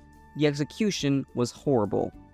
2 out of 10. The Decor to the Max kit released in March 2022 and features a bunch of new items with bright colors and bold patterns to fit your maximalist style. Maximalism is not my style, admittedly, but there are a few nice items in this pack, like these lights, this rug, and this coffee table. In more normal, neutral colors, of course. Hell, I do even like this flower and bird wallpaper, and I probably could use this flooring somewhere. It's just that most of the kit isn't my personal style. 5 out of 10. The Moonlight Chic kit released in May 2022 with new Parisian style clothing. Honestly, I didn't realize that a lot of this clothing was in the game, and yet I really like it. A bunch of casual looking clothing that I would imagine someone walking down the streets of Paris would wear. But of course, more clothes and accessories are for feminine framed Sims, which womp womp, but at least it looks good. 7 out of 10. The Little Campers kit released on the same day and features a bunch of DIY camping items fit for a kid's campsite in their backyard. There's a bunch of cute things here, like a TV projector setup, fold-up chairs and beds, and some toys, yet it's very clear that this is a kid-oriented pack, with things like an activity table and those toys. I don't often play with kids, so I tend to not steer towards this pack, though I do like the items here, I just don't have uses for them. 6 out of 10. Now we move on to the last game pack as of writing this. So let's switch over to Team Jacob with Werewolves, released in June 2022. As you would expect, this pack introduces the new state of werewolves, which can be found in abundance in the new world of Moonwood Mill. This small world is home to the two new werewolf packs, the Moonwood Collective and the Wildfangs. The Moonwood Collective are your more respectable werewolves, wanting to stray away from the traditional ideas of scary, hungry, animalistic monsters, and rather become self-sufficient and be a good representation for all werewolves. The Wildfangs, on the other hand, say "F that," and instead feed into those primal urges, going around scaring people, fighting with each other for fun, and overall being a ruckus. You can join them and rise the ranks from a measly Omega to a strong Alpha by upholding the values of the pack. I know you're thinking it, and I am too, but we're just going to move on. Much like werewolves in previous packs, they are what you'd expect. They're humans who transform into bipedal dogs depending on the moon phase. While full moons tend to be the time for chaos to unfold, other phases have benefits for werewolves too, with things like increased skill gain. Werewolves don't have any different needs apart from one new one: fury. A werewolf's fury depends on a lot of factors like the phase of the moon, werewolf abilities, preferences, and even temperaments. Temperaments come around mostly naturally and show what makes a werewolf's fury rise, with things like certain moods or locations amping them up. They can also be things that happen while being in your werewolf form, like the inability to do logical things. Much like other occults, there is a skill tree that you can spend some ability points on to get some perks, like learning how to hunt, the ability to turn other sims into werewolves, and pissing on the ground at will. I wish I was kidding. There's also dormant abilities which can be unlocked by performing certain actions. For example, you can transform at will if you're able to keep your werewolf sim from scaring other sims during a fury-induced rampage. There's also a bunch of lore in this new world, so if you enjoy a story, there's a lot to be found here. There's also Greg. Beware of Greg. As for the cast and build buy, the style of everything tends to be this broken down and patched up style, which makes sense given how angry werewolves can get during their rampages. There's also a lot of customization for werewolves in casts, as you can paint their coats much like you can with pets in cats and dogs, which allows for a slew of customization for your werewolves. Yeah, I really like this pack. I enjoy the style the items bring, the depth of the werewolves, and the lore behind the new world. It genuinely feels like there's a lot of replay value with this pack, especially with the 2 werewolf packs to explore. It's a shame this world is so small though. I would love to see more werewolf townies instead of the ones already here. I guess that's why people make their own townies. Though I do hate a raging Roy Oklo appearing at a bar while I'm on a date, causing everyone to become freaked out and my date to be ruined. But there is a setting for that, so it's kind of my fault. 8 out of 10. Get ready for prom and maybe even a senior prank or two with High School Years, released in July 2022. This pack allows for teenage sims to finally be able to experience high school fully, with an actual high school to go to. Located in the new world of Copperdale, the Copperdale High School is an actual lot that your teen sims can go to and interact with various classrooms for your sims to get bored in. Much like active careers, you can choose to send your teen sim alone to school or come along for the ride, allowing you to actively see what they're doing. It's basically various events that you have to do, and they change depending on the time. Though you can do whatever you want really, and just roam the halls freely and play games on the principal's computer. Of course, like real high school, if you get caught doing this, you might be reprimanded, sent to the principal's office for a stern talking to, and maybe even detention, which you have to attend after the school day. If you're feeling rebellious, you can also perform pranks on things like lockers and the PA system. There's also high school events like prom that happen at the nearby auditorium, where it operates like any other social event with goals to complete, including things like dancing, showing off your outfit, and voting on the prom royalty and jester. Teens can also do various after-school clubs and part-time jobs to boost their skills and even make some extra cash on the side. These jobs do include more modern things like being a simfluencer or a streamer, because of course. But the high school isn't the only new thing in Copperdale, as there's a new lot type of a boba tea and thrift shop all in one. Yeah, a weird combo, but that's what it is. There you can drink some nice boba while perusing around the store for clothes that you can buy for cheaper prices. There's even some that are exclusively found here, and you just have to be lucky. Though a more monetary purpose for this lot is selling your thrifted clothes for a markup via the new app, Trendy. Here you can see what the trends are, make an outfit that fits those categories, name it, and then put it up for sale on the app at a ridiculous price. And if you're patient enough, you can even sell your custom-made fits for hundreds of thousands of simoleons. Because of course you can. Easiest rags to riches ever. There's also a new app, Social Bunny, which is your generic social media app. It's simple and only really useful to gradually build up friendships and romances with other sims, but hey. There's also an amusement park pier in the Plumbite Cove neighborhood, where you can ride rides, eat greasy food, and get your photos taken at the photo booths. You can also fuck on the rides and in the photo booths, so there's that too. Yeah, there is so much in this pack, and I really enjoy the active high school, though it falls into the same fate as the active careers. It becomes tedious doing the same things over and over again. It's fun for a little while before becoming repetitive, but I guess that's most of what I do in The Sims anyway, just with different things like skill building and finding collectibles around the world, so who am I to judge? But I do like damn near everything else in this pack, including the build, buy, and cast. It's a shame that the main feature is the one I'm most picky about, but that's The Sims for you.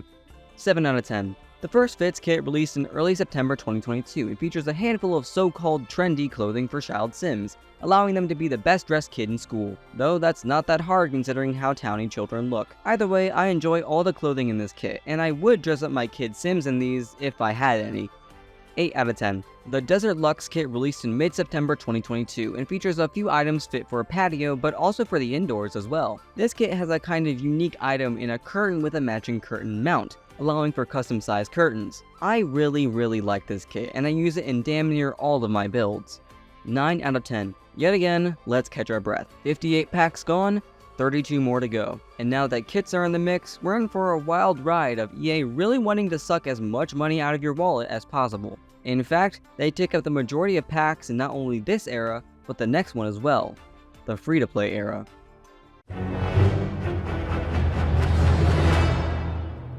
On October 18th, 2022, EA decided to finally make a mainline Sims game free-to-play, meaning that anyone could get the Sims 4 base game and play it on whatever computer or console they owned. Anyone who bought the game at full price would receive the Desert Luxe kit for free, granted they were there during the time of the Switch. But we're not done with the packs yet. Keep your seatbelts buckled as we return back into the pits of hell.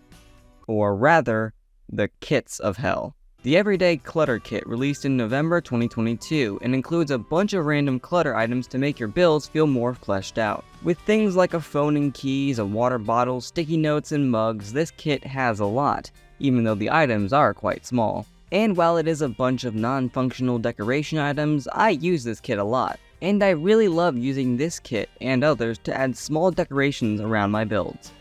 9 out of 10. The Pastel Pop kit released the same day and features a bunch of pastel-colored quirky items. Made in collaboration with The Sims content creator Plumbella, this pack has a lot of flowery, fruity, and curvy items with soft pastel colors. I don't use this kit that often, but when I do, it serves its purpose well. If you're looking for a good kit for a teen's bedroom, then you'll get some good use out of this kit. For me though, not so much. Still good though. 7 out of 10. The Simtimates kit released in January 2023 and features a slew of underwear and otherwise revealing clothing. Perfect for sleep and swimwear, this kit gives 24 items of clothing fit for intimate times. This kit also has a bunch of MeUndies undergarments for an added brand collab in here. And even then, I don't hate it. I like having the options here for things like sleepwear, swimwear, and even some hot weather outfits with this open shirt. I just don't find myself using it all too much. 7 out of 10. The Bathroom Clutter Kit released the same day, and much like its cousin released a few months earlier, this kit features clutter decoration items fit for the bathroom. With things like a soap bottle, an electric razor, and new light switches, this kit has it all and more. Again, I like clutter, and this kit adds in a bunch of things I use all the time, especially the light switches. 9 out of 10. Okay, we're back to a normal pack, so let's bring the whole family around for Growing Together, released in March 2023. This pack is in a way a spiritual successor to Generations from the previous game, including a bunch of content for different life states. Though this pack mainly focuses on Sims child and younger, rather than teens and adults and whatnot. But what better place to start a new family than in the new world of San Sequoia, a West Coast USA town with themes of San Francisco and other Pacific Northwestern towns. This town even features the new lot type of the Recreation Center, a place to pretty much do it all. Work out, read a book, eat some food, play some games, it's got it all. Anywho, a new addition in the patch before this pack was Infants, a life stage between newborn and toddler. During this time, infant Sims will learn to do various dumbed-down actions compared to toddlers, like learning to coo and babble instead of learning to talk, and learning to reach and grab instead of learning to walk. And as they do these things, they'll unlock milestones, a sort of memory system in the game, so you can remember that your Sim accidentally took a fat shit on the ground that one time. Speaking of other Sims, if they perform certain actions enough times, or things of that nature, They might get a pop-up to add or change a trait. These self-discoveries can help benefit your Sims if they're constantly doing something, though it can be just as annoying when every single Sim wants to be cheery since they're constantly happy. Midlife crises also make their return with the same craziness as they did in The Sims 3, though this time they truly are completely optional, and you can choose to ignore it. This shouldn't be confused with burnout, a new feature of this pack, wherein Sims doing the same things over and over again will begin to burn out, requiring them to do something different for a change. This affects your career mostly, as you won't be able to progress in your career until your burnout is over. Speaking of work, workplace rivals can now randomly happen, which stops you from being promoted until you get over that rival. Yeah, I like this pack in theory. Generations was a really good pack for The Sims 3, but that's because it featured a bunch of content for all ages. This pack focuses heavily on the new infants, and the stuff that is added for older Sims just annoys me. No, my Sims are outdoorsy because I have them outside, and I don't give a fuck about the workplace rivalry. Just let me promote. There was potential here, but I honestly would rather have this pack bundled in with Parenthood, as it feels that there's not really much here for an expansion pack. Plus, there's things like changing tables and diaper pails that exist only in this pack, which feels like the Sims team is paywalling features for infants, even though infants are base game. The idea is good, but the execution is bad. At least the builds in San Sequoia are good, but that's because Simmers did them again. And at least there's Whalebert for the other half of that Sims twin duo I mentioned a while back. 4 out of 10. We're back to kits. Hooray! The Greenhouse Haven kit released in April 2023 and features a bunch of new items for the best greenhouse ever. The items included are mostly decorative, barring a few shelves and tables and whatnot, but help to flesh out any indoor area with plants and crops. I do love the new windows and doors though, and I use them quite often on things like sunrooms. I also like this plant. I don't use much of anything else here, though they look nice. 6 out of 10. The Basement Treasures kit released on the same day and features items that you're bound to find somewhere deep within a basement, with things like old couches, non-functional TV sets, and a dismantled vibrating heart bed to rub salt in the wound. The items here make any basement feel more lived in and dingy, especially with the wall and floor stains and scuffs. I like the idea, though I just don't use it much. The items are cute enough though. 5 out of 10. The Grunge Revival kit released in June 2023 and gives some new grunge-style cast options for our Sims. With things like chipped nail polish, stitched together shirt abominations, affectionate, and even a new tattoo, this kit lets your Sims get more grungy, I guess. I quite like the grunge style, and I often use clothes from this kit with my own Sims. I just wish there was more here, but it is a kit, so I can't complain too much, I guess. 8 out of 10. The Book Nook kit released on the same day and features items to enhance your libraries. The bookshelves with this kit are modular, much like the furniture from Dream Home Decorator, and have various styles to mix and match. There are also a bunch of new items that add to the book reader ambiance. I love this kit and use it all the time, but it's just a shame that the modular bookshelves take up 6 of the 25 items included here, which is a decent amount of items for a kit. Thank God I like them, otherwise I'd be way more angry about it. 8 out of 10. Time to get fucked up off of some finely aged nectar and ride our equine friends into the sunset with Horse Ranch, released in July 2023. Just under 12 years later, we finally got horses back. Thanks, EA. Either way, horses are the new big feature in this pack, being a new pet that you can own. Either by creating one in cast or buying one outright, horses are fairly similar to other pets, in that they are highly customizable in their appearance. And what better place to gallop around with your horse than the new world of Chestnut Ridge?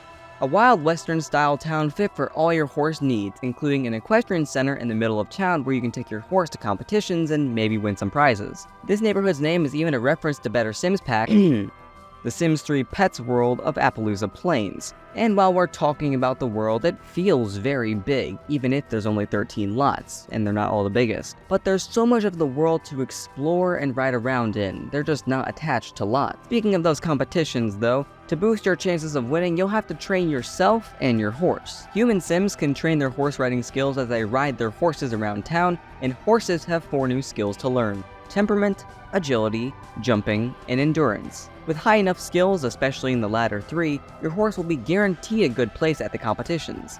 and can even sell for more if you decide to give up your horse for some extra cash. Anywho, other than horses, there's also many goats and sheep that don't do much besides getting you milk and wool respectively, but they'd be a great addition for your cottage living farms. There's also nectar making its return from all the way back in World Adventures for The Sims 3. It's the same concept though, where you squash up grapes or other materials with your feet, bottle the results, and let it age over time for more cash and a richer flavor, or whatever.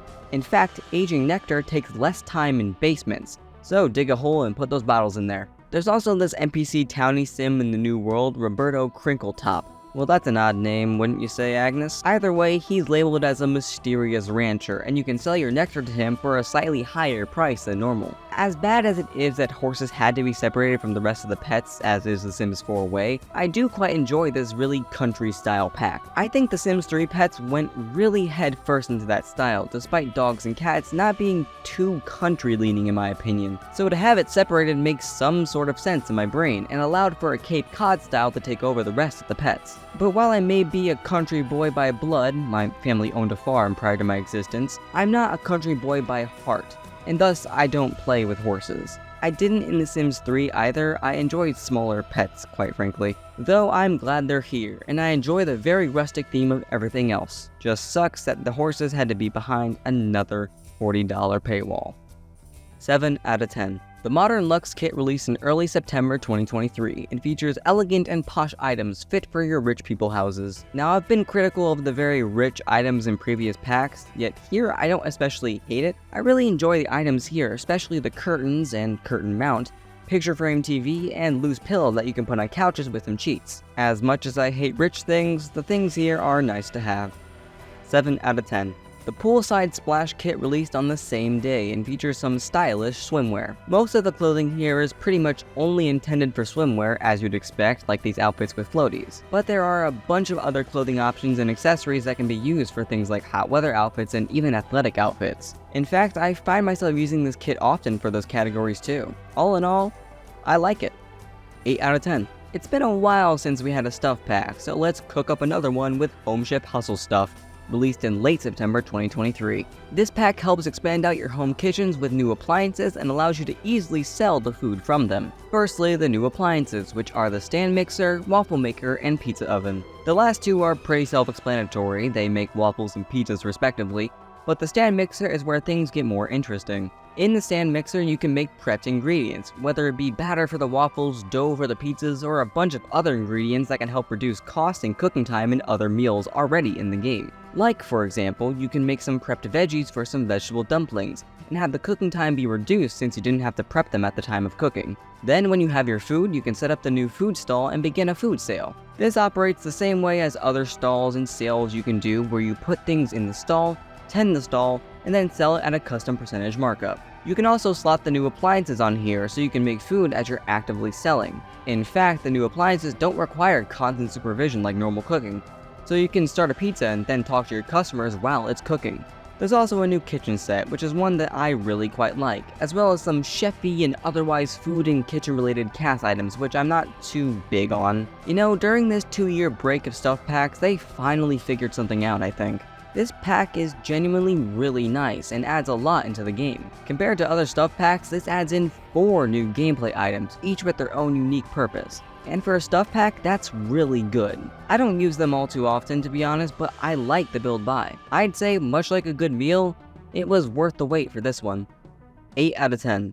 Time for Noisy Neighbors and Breaking and Entering with For Rent, released in December 2023. Now, remember how I said that only the Worlds and City Living and Eco Lifestyle came with apartments? Well, now you can create your own apartments with the new lot type of residential rentals. This lets you select certain rooms to be different units, and then you can rent them out to other townies. You set your rent price, choose some rules for the unit, pick a family, and watch those sweet landlord checks roll in, you greedy pig. Of course, you have to be good to your tenants, otherwise they'll riot. But if the rent isn't enough, you can always blackmail your tenants or any other Sims. With the new nosy trait, you can snoop on Sims in their houses, or even just flat out break and enter to find some secrets. Then you can blackmail those Sims for a little bit of dirty cash. Of course, you don't have to be a landlord, but you can also rent from a landlord, especially with the new pre-made residential rentals in the new world of Tomarang, a Southeast Asian-inspired world. There are 2 landlords in the new world, that being the NPC Panya Lee, and the Kayaputri family. And it's the same as living in other apartments, just with it being more akin to a normal house. Speaking of Tomarang, the world itself is quite small for an expansion pack, with only 9 lots being included in the 2 neighborhoods,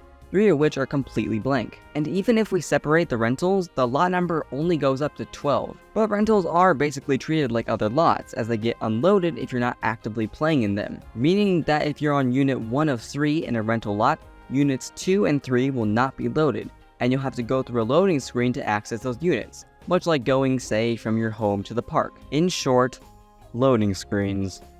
So many loading screens. And genuinely, that's really it. I could go on about the new death of toxic mold, the new traits, and the Tomarang specific things like the tiger sanctuary, but in all honesty, it doesn't feel like there's too much here. Yes, having custom-made apartments is a good thing, and it's quite ingenious too, since players have been wanting more apartments for years, so the Sims team just said, you do it yourself. But otherwise, there's not much here. And the loading screens suck. I get it's for performance or whatever, but come on. I love the idea, hate the execution.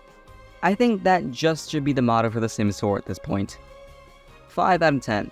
Side note here, at the time of writing this, there is a very major bug going around involving the residential rentals and them corrupting saves. It's an issue that the Sims team have said they're actively working on, but until that bug is confirmed fixed, I can't in good conscience recommend this pack. Not like I was really recommending it even when it was bugless, but still. And if you still want to bite the bullet and get this pack, be wary and make backups. Okay? Moving on. The Castle Estate kit released in January 2024 and features a plethora of build items that make your builds look very castle-y. Yes, this pack is exclusively a build pack, no buy mode items in sight, and features things like stone floors and walls, fancy windows and gates, and some wall decorations. Even for a kit, I am shocked at the lack of items here. The Modern Luxe kit came with 28 items, and this comes with 16. You couldn't have added anything more, Sims team? Really? And besides that, I don't build castles. I don't care about this kit. 3 out of 10. The Goth Galore kit released on the same day and gives Sims a bunch of new dark and moody clothing to let them live out their goth lifestyles. All of the clothing here is mainly black, with a few colors thrown in there, as well as some dark makeup. I thought I was going to be a big fan of this kit when I saw it, but I never use anything from it. I'm sure that's a me issue though, I just thought the items would be really different. Or maybe I just haven't found the right Sim to shove into these clothes yet. 5 out of 10. Let's harness the power of shiny rocks with Crystal Creation stuff, released in February 2024. Yes, finally the Crystal Girlies get the representation in The Sims with the ability for crystals to have an actual impact on gameplay other than quick cash. The all-in-one gemology table by Humphrey Incorporated allows your Sims to take crystals and turn them into either gemstones or jewelry, which each have their own unique effects. Things like Hematite make Sims not die, Jet can summon the Grim Reaper, and Plumbite is effectively a need solver with the added bonus of making surrounding Sims happy. Now, of course, this is quite overpowered, so you actually have to charge these crystals overnight on the charging grid. And this is yet another thing affected by the moon phase, as phases with less moon mean longer charging times. But once they're charged, you can wear the pieces of jewelry or have the gemstones near Sims to reap the benefits. And yes, you can propose to your partner with custom-made rings, and they'll actually wear it. In fact, if you gift another Sim a custom-made piece of jewelry, they'll wear it. Or you could make bank off of it, as they can get quite expensive with the metals and crystals that you use. And this pack does come with a sales table, so you can start a yard sale and mark up those prices easily. Honestly, this pack is an official cheat to the game. I had a gemology Sim, and that motherfucker barely had to worry about his needs, only when I finally had to recharge his jewelry. And even then, that was a just place it on the grid and go to sleep kind of deal. It's genuinely Sims hacks. And it's a good money-making method too, given you have a high enough skill. That same Sim has 80k in the bank, pretty much purely from jewelry making. I'm not too big on the build buy though, barring the paintings, and the cast is half jewelry as you'd expect, but I like the other stuff well enough. But even if I dislike the build buy, it fits the vibe of the pack really well. I just don't use them that often. What I do use, however, is the gameplay of this pack, and while it may be a cheat, I love it. 8 out of 10. The Urban Homage kit released in April 2024 and features a bunch of clothing with bold colors and striking patterns. A collaboration with the Simmer Ebonics, this kit features clothing and accessories that stand out in a crowd. or so saith the description of the kit. I don't use the clothing of this kit as much, but I love the nose piercing and the rings included here. I use them all the time. And even if I don't use the clothing, I think they all look quite nice. But yet again, I just haven't found the right sim to wear them. 7 out of 10. The Party Essentials kit released on the same day and gives us all flashbacks to luxury party stuff. I mean, it gives new items to bring your parties to the max. Things like a disco ball, a dance floor that turns invisible in live mode, and wall speakers that look normal. There's also a very curved TV, a flat bar, and a record player amongst the party decorations. You know, I think some of these items can be used for more than just parties. In fact, I have done that before. So I guess it only took the Sims team damn near a decade to figure out their shit with party packs. Good job. Either way, there's a bunch of stuff in this pack that I don't really care for, especially this lemon goop that's supposedly a liquid. Yuck. 6 out of 10. The Riviera Retreat kit released in May 2024 and gives a handful of natural-looking outdoor items. Things like new pool trims, stucco wallpapers, pergolas, and lounge chairs, they all fit really well right next to a pool. There's also a carpet that looks just like rocks with a few different patterns to make custom paths. Just wish there was more, though. Thank God for debug. Anyway, I do quite like the items in this pack, especially the furniture given. And new pool trims are always appreciated considering they're never really thought about, though I don't tend to use a lot of the other stuff in this kit. 7 out of 10. The Cozy Bistro kit released on the same day and features some items to make that lowly bar of yours into a comforting little bistro. With cloth tables, menus, a new bar and bar back, and even a free-range nectar bottle that doesn't cost a gajillion simoleons, this really does make a nice and comfy little spot to get some drinks and snacks. There's even a new booth in this pack, though your mileage may vary with how good it works. Booth moment. Either way, I really like this kit, and I always use it when I'm decorating bars. Hell, if you have dine out, this is also really good for restaurants. And this painting is nice because it has gay people. 9 out of 10. I'm sorry for this next line, but it's funny. Strap in and strap on for Love Struck, released in July 2024. This pack's all about romance, baby, changing how Sims romantically interact in the game. And what better place to get it on than in the new world of Ciudad Enamorada, a Latin American Spanish-style world fit with clever names hidden behind Spanish, like Nuevo Corazon. But even here, finding a date may be difficult, so you should hop on over to the new dating app, Cupid's Corner. Here you can take a flattering photo, set what traits you want to show, and select the ages you want to see in your matches. Then it's time to get swiping. You can heart Sims that you like and then add them to your contacts or even take them out on a date immediately. And this is an entirely new dating system where you select the location and the things you want to do. You can even invite a third wheel along for extra awkwardness. And much like other social events, you'll have tasks to do in the top left to get a good enough score. But this time they're relative to what you selected during your date creation. The old dating system is still here too and operates the same as before, now just under a different menu.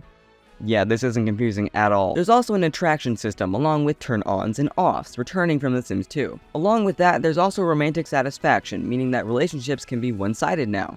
Hooray! Maybe with enough of the new romance skill, you can fix that broken relationship. Yes, much like comedy or charisma, romance is a skill that you can gradually unlock by performing romantic interactions or watching the new telenovela or reality dating shows on TV. Side note, the reality dating channel features Caleb Vittori kissing Kyle Kyleson at the end, and all I have to ask is why am I not in the middle of that? There's also the new romantic boundary section of casts added in this update's patch, allowing for polyamory to finally be a real thing in the game, and not have Sims become jealous when making out with multiple Sims. There's also the new romance consultant career, which is a rabbit hole job that allows your Sims at high enough levels to do things like give unsolicited love advice, enthuse about romance, and even teach sex ed, which is crazy considering that sex has never been said like that in The Sims until now. And I think this is a proper place to put it, as sex ed is important, and calling it woohoo education doesn't pack enough of a punch in my opinion. There's also this bear in the new world who will send your Sim on a mission to find this magical ring, which, I shit you not, gives you the Ring Riz moodlet when activated. Yeah, this pack features a bunch of Easter eggs that are funny and relevant now,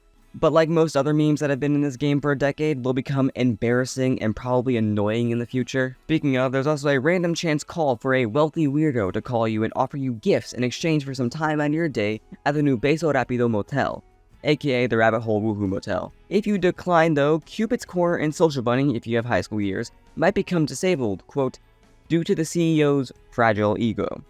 I wonder who that's referencing. Yeah, this pack has a lot, yet it wasn't a flawless launch. Gallery Sims are supposed to appear in Cupid's Corner if the option is enabled, yet it didn't seem to work until many patches later. While playing it when it was brand new, I genuinely felt like I was a QA tester instead of a player. And the thing is, I still loved this pack. I use the romantic interactions all the time. I love getting my Sims into romantic situations because I'm not in one currently, so I project onto fictional people in a video game. I love the new world, the new items, and the new clothing because it really rides that T for teen line. Anyway, besides the clusterfuck of a launch, I like this pack. Maybe because it's new, maybe because I do romantic stuff in the game constantly, maybe because of all the risque and scandalous clothes and actions, but I like it.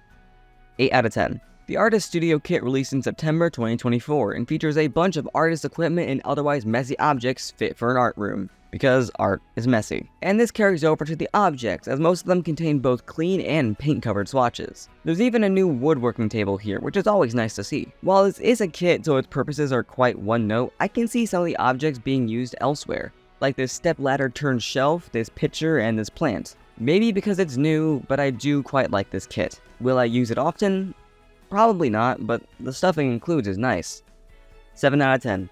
The Storybook Nursery Kit released the same day and gets ornate items to make your nursery feel more like a whimsical story. The whimsical story of better Sims games, as the wallpaper in this pack is of Pleasant View, one of the default neighborhoods in The Sims 2. Anywho, the items included at first glance feel very gothic, and that's because damn near every item in this pack is a reference to the goths themselves, but there are some nice neutral or pastel swatches. Though including a graveyard in this kid's playhouse is certainly a choice, even if the goth household does have one. Despite the obvious themes, there are some really cute things here, like this stuffed animal. I don't care too much for this kit as I don't tend to play with kids, and even if I did, it's not my style. It's cute though, just not for me. And no shade to 6MCC who collaborated on this kit. I love their CC and use some of it in my game, but this just doesn't vibe with my playstyle, nor my decor style. 5 out of 10. It's time to finally die in peace, only to be reborn again into this cruel world with Life and Death, released in October 2024. Despite the pack claiming to focus on both life and death, it's mostly about death. Upon a Sim's death, you get to choose whether or not you want to play with the ghosts of said Sim or have them be free roaming. Ghosts, finally, are their own real occult, and have their own skill tree to accompany them. There are 3 branches to go down, though you can choose any given your ghost level. These branches are evil, neutral, and good. The evil path has you doing things like scaring other Sims, good is helping around the house with things like cleaning, and neutral is neutral stuff like being able to teleport. Another thing to note is the soul's journey, which is tied into a bucket list. You can write bucket list tasks, and then as you complete them, you go more and more up on your soul's journey, granting you things like satisfaction points, enhanced skill gain, and even rebirth. You can also get through your soul's journey by completing aspiration goals as well, but the bucket list will get you further, faster. Now, ghosts also have the soul's journey, yet their bucket list is changed to unfinished business. Same thing, different name. Anyway, speaking of rebirth, that's a new thing. Yes, if you are at that point in your soul's journey, you can be reborn, meaning that you get to pick a household and make a Sim to put into it. Depending on how far in your soul's journey you got, you might be able to keep a trait, but otherwise you can go wild. And yes, this means that you can be reborn as a new child of the land grabs, for example. But hey, why do this anywhere when you can do it in Ravenwood, the new world in the game? In this world are various festivals and activities that you can do, including a try before you buy casket sale, a celebration of life event, a family day, the Thin Festival, and a moon revelry festival, in which all Sims are encouraged to strip down and bask in the moonlight. There's also Afterlife Anonymous, where ghosts can complain about being dead, I guess. Oh, but don't you worry, as there's finally a new active career in this pack. The Reaping Career. You work under the Grim Reaper himself, and you help him do his job, reaping souls and comforting families. And the dead Sim dummy is named Kenny, which... Hold on, let me read my script here. Oh my god, they killed Kenny, you bastards. There's also the Undertaker Career, a standard rabbit hole career where you presumably embalm dead bodies and dig graves and whatnot. You can also join the Undertaker Career by clicking on crypts in the world, which is so Sims 3 coded of this pack. Speaking of things featured in The Sims 3, funerals are now an event that you can do, and they operate much like weddings from my wedding stories. Oh boy. Probably best done on the new graveyard lots. It's the same song and dance as the weddings, just with dead people. Pick Sims, pick activities, pick location, and then micromanage everything that happens. Though you can hire mourners for your funerals, which is very funny. There's also wills, which lets you specify where you want your Sims' money to go after they die, what heirlooms they'll pass down, and even what gravestone they want. Oh, and grief is a thing now. Several different types of grief can form when a close sim dies, like being angry it was them who died, or being in denial, or being overly sad, things like that. It pops up as a temporary trait, but will affect your sim's mood. This also affects things like divorce or losing a job as well, which is a really nice feature, honestly. Yes, it might be annoying, but I love the thought that went into it. And with the death pack, there are 2 new deaths. Death while sleeping, which is a new old age death just while in a bed, and death by murder of crows. Yes, crows are in this pack, much to my enjoyment, and they operate much like the rodents from My First Pet stuff. They just sit in one area, you feed them and play with them, and maybe they'll fly away on some adventures and come back with a gift. But if you pester a crow enough, they'll literally kill you. Talk about a murder. And there is a whole lot more. A tarot card deck, the Thanatology skill, 3 new traits including one that changes depending on if you're alive or not, a new aspiration, and a bunch of more lore stuff to do around the new world, including the return of the Spectre family. This pack adds a lot of things, some more wackier than the others. Yeah, I think that most players can find some kind of use out of this pack. The funerals, the graveyard lot type, the ghost skill trees, there's a lot of potential uses for this pack. Again, maybe because it's new and maybe because I haven't had a lot of time playing with it, but I genuinely really like this pack. I normally don't like letting my sims die as I play with long lifespan and cheat ages down, but this makes me want to mess around with ghosts and actually let my sims die, now that I know I can continue on with them even after their death. And the crows are awesome. If only I could stop getting a kajillion phone calls. 8 out of 10. How about some more kits? Except this time, they're creator kits, meaning that basically everything was done by CC creators, which is quite cool. First up is the Sweet Slumber Party kit, released in November 2024 and made by Trillica. This kit features a bunch of new fuzzy and fluffy sleepwear attire fit for any slumber party. Not only does it feature clothes, but we also get an eye mask that I'm sure works the exact same way as it did in the Sims 3 Master Suite stuff, meaning that it's just decorative and Sims will see right through it. There's also some makeup options, though it's just because that's the easiest place to put them, as it includes things like skincare stuff like pore strips, under eye masks, and acne patches. And that's something that's basically been unseen in the unmodded game, barring maybe the base game sunscreen option. Now, like most cast stuff, feminine sims are more favored over masculine, but both options are honestly great. I just wish the masculine sims had the shoe options without having to disable the masculine tag because it's a pair of fucking shoes. Either way, I like this kit. I might not use all of it, but I like it. 7 out of 10. The Cozy Kitsch kit released the same day and was made by Maishu-no-sun. This kit adds in some new items that really replicate that 60s and 70s feel of bright colors and bold patterns, mainly orange and checkerboard. Now, I am a checkerboard lover as seen in the designs on my channel, but you can't overdo it, and I think this kit somewhat overdoes it. Either way, I enjoy a lot of the objects here, and because it's a CC creator making them, they know what we'd want, and even gave us the console table in parts, which I think is very interesting for something that's officially in the game. CC creators have been doing that for a long while now, but officially in the game, that's few and far in between. But that does take up more items in a kit, and I would prefer more unique items. Maybe it could have been a cabinet with a counter or something. Either way, the items are nice, albeit with too many bright colors for my liking, but a new light switch is honestly really nice. Also, I'm like half sure this bowl of apples is a Brat reference. 6 out of 10. And welcome into 2025 with more kits. Yippee! The Comfy Gamer Kit was released in mid-January 2025 and is a collab with Little Simsy. You'd think after she'd made several lots for both Snowy Escape and Growing Together that she'd collab on a kit sooner than later, but hey, at least we have one now. And also apparently this has been in the works for a year behind the scenes, so This kit claims to bring some cozy vibes to your Sims gaming sessions, with plenty of references to better, older Sims games. And Kayla, you told the team exactly what we needed, because I love this kit. Sims references everywhere, along with decor that I've been wanting for ages, like a keyboard display, a game console controller, and a standalone PC tower. There's even a dual monitor computer, complete with microphone speakers and a desk mat. Genuinely, I love this kit. Props to Kayla and the Sims team for making this. It's genuinely an amazing kit. 9 out of 10. The Secret Sanctuary kit released on the same day and breaks the kit rule I set up ages ago, because for the first time, a kit has both cast and build buy items in it. In fact, the next kit does as well, but I'm getting ahead of myself. This kit includes opulent decor along with fancy Italian-inspired clothes. Effectively, This is a Bella Goth core kit, and as such, all clothing is for feminine Sims. The clothes are quite nice, all things considered, but there's not a lot of cast options because of the splitting of build, buy, and cast. But they're nice and range from being formally casual to straight up fancy formal. As for the build buy, it also is quite formal and fancy, mainly being the signature Bella Goth red. You even get a new vanity and frame TV in this kit, along with a secret bookcase door. Now, fancy and opulent ain't my style, but I do like this kit. The references to Bella are nice to see, and another secret bookcase door and frame TV are awesome to have, but it just ain't my style. And with me rarely ever playing feminine Sims, I can't see myself using a lot of this kit. Not saying it's bad though, just saying it ain't for me personally. 6 out of 10.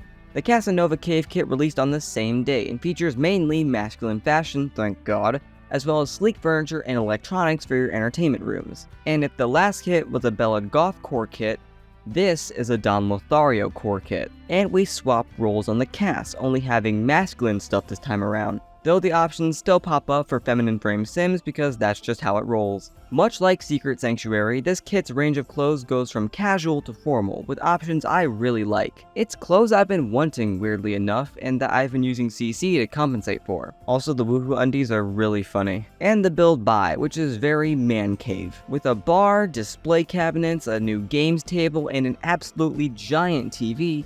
This will definitely make the go-to spot for parties. Just don't follow Don to his rooftop. And a lot of the objects even have a dirty swatch, which is really awesome to see and helps to flesh out that basement man cave vibe. It sucks that it's only one swatch though, but I really like this pack as well. Maybe it's the playing only masculine Sims thing, but I really like the vibe of this kit. I will definitely be using it more in the future. 8 out of 10.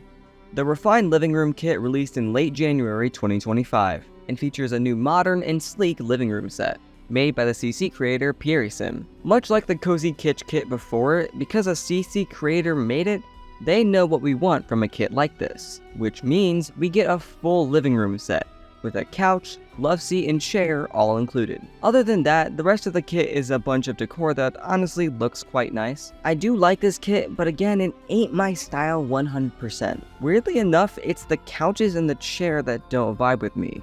The decor is the stuff I like. Either way, 7 out of 10. The Business Chic kit released on the same day and features some new business formal clothing for your Sims, made by the CC creator Madeline. Of course, more clothes are for feminine frames, but nonetheless I enjoy the clothes here. And even if there's not as many masculine options, especially in the shoe department, I enjoy what is given for them. Yeah, I fuck with this kit. 9 out of 10. Let's turn those fun pastimes into hours of struggling with finances with businesses and hobbies. Released in March 2025. Basically the Sims 4's version of Open for Business from The Sims 2, this pack allows for you to finally properly set up a business out of your own home or on a standalone lot, with the new lot types of residential small business and small business venue. Much like other businesses already in other packs, the better you treat your customers, the better your rating will be, and the more perk points you'll get to spend on some small business perks. These perks are in 3 categories: Schemer, Neutral, and Dreamer. Neutral ones are neutral, go figure. Dreamy ones give customers and employees buffs but don't really assist in earning money. And schemy ones allow you to do practically illegal business practices, like insurance fraud and flat-out robbery. These actions can also send your business alignment in either of those directions. In these new business lots, you can set up a business to do a wide variety of activities, but why focus on other activities when you can focus on the new ones? Pottery and tattooing are new skills that you can learn, with one creating beautiful ceramic sculptures, glazing them over, and even repairing broken ones with the Japanese art of kintsugi, and the other creating masterpieces of ink on other people's bodies. With this pack also came a big update to the tattoo system in CAS, now allowing for the layering of tattoos, the altering of opacities like with makeup, and even drawing your own tattoos on Sims. And that custom drawn tattoo option can allow for a whole slew of new custom skin details. Even just a few days after release, the gallery is full of so many amazing pieces of not only tattoos, but skin details to add to our Sims. Now you can learn these skills naturally by getting your hands dirty with some clay or straight up torturing other Sims' bodies with a needle and permanent ink, or you can learn the skill from other Sims using the new whiteboard.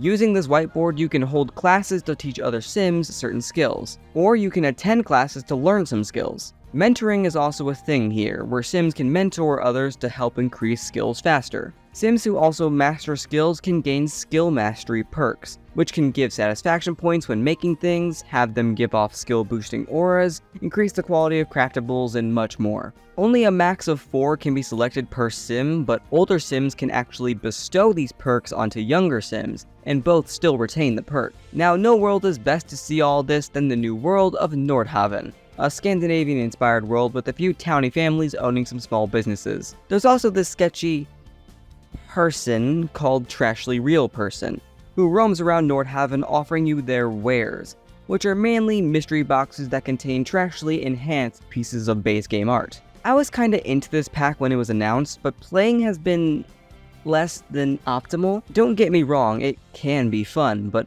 running a business can range from boring to annoying. Specifically, sim autonomy strikes again. Customers never know what the hell to do, and as such they let their motives drop to all hell, causing several of them to end up extremely grungy. Hell, sometimes it feels like they show up stinky. And because customers have no clue what to do, it can break immersion immensely. I feel like this pack also relies too much on other packs to get a fuller experience. Now, it's cool to have so much cross-pack play, but not everyone can fork over the money to get it. I want to like this pack more, I really do, but it just gets so annoying. I'm not as hype about it anymore. Do I think this should have been a get-to-work refresh like many have said? Honestly, no, I feel like this should be its own pack, but it just needs a little more to warrant that expansion pack label. Maybe this would have been better as a game pack, I don't know. There's also crypto in this with minimal drawbacks, so that's a nick.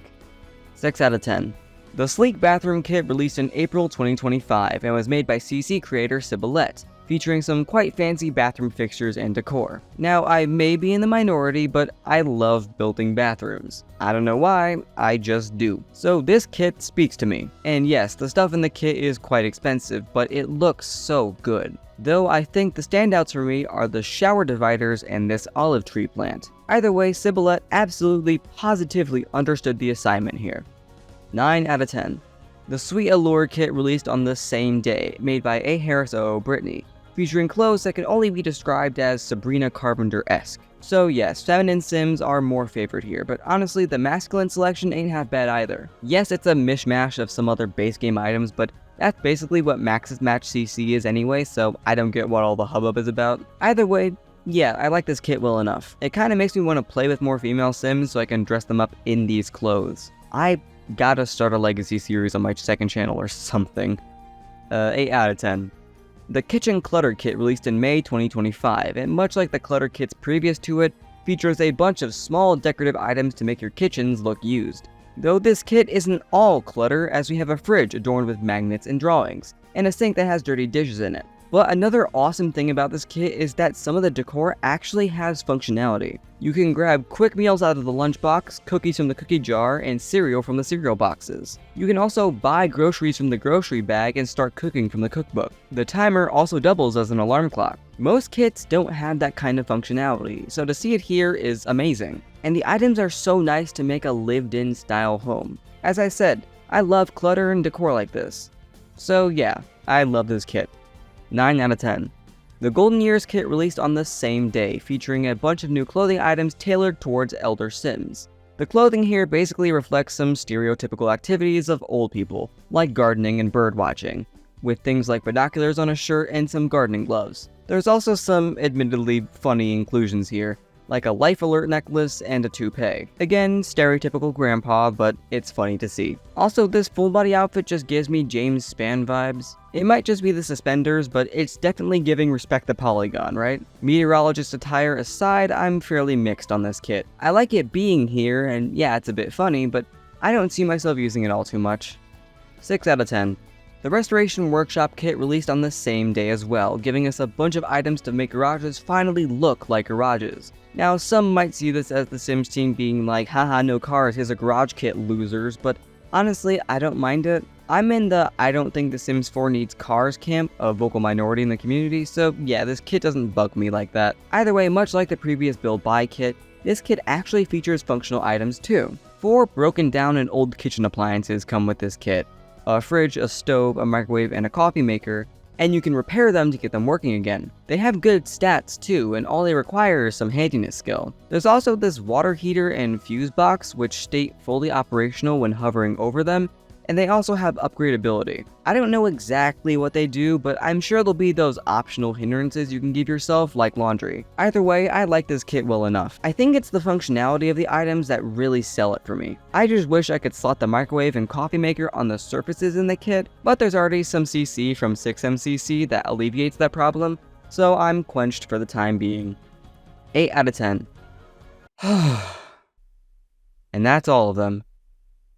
Oh my god, I did it. So let's take a look at the stats. I've been keeping track of them in a Google Sheets document to see just how good each game was, cause I'm a data freak. The Sims 1 has 7 packs with an average score of 6.7. The Sims 2 has 17 packs, if you don't count the re-release of the holiday pack, with an average score of 6.8. The Sims 3 has 20 packs with an average score of an even 6. And The Sims 4 has 96 packs with an average score of just below 6.2. Yeah, The Sims 4 has more packs than all of the previous games combined. In fact, it's even more than all the previous games' packs times 2. And I'll reiterate, this is all my opinion. And this doesn't mean to go and buy these packs at full price. Hell no, get them on sale for a cheaper option. And use creator codes when you can, especially when buying the creator kits. Less money for EA, more money for creators. Speaking of price, we also have the data on that. At original MSRP, including the base game, rounded up to the nearest US dollar, The Sims 1 costs $260, The Sims 2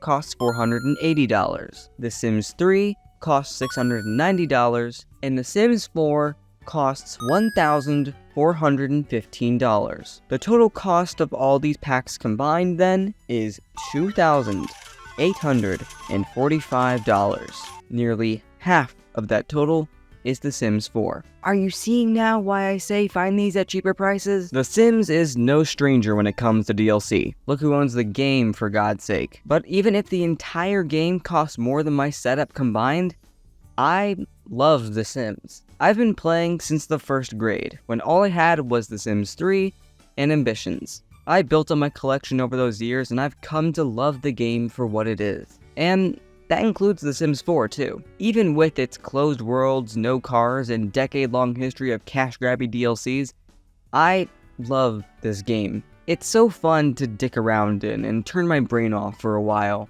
It's kind of an escape.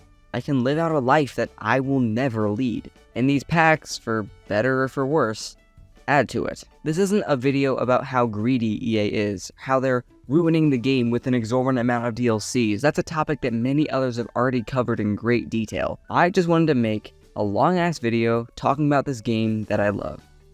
That's it. But quite frankly, it's been a fucking decade. We need a new game, EA.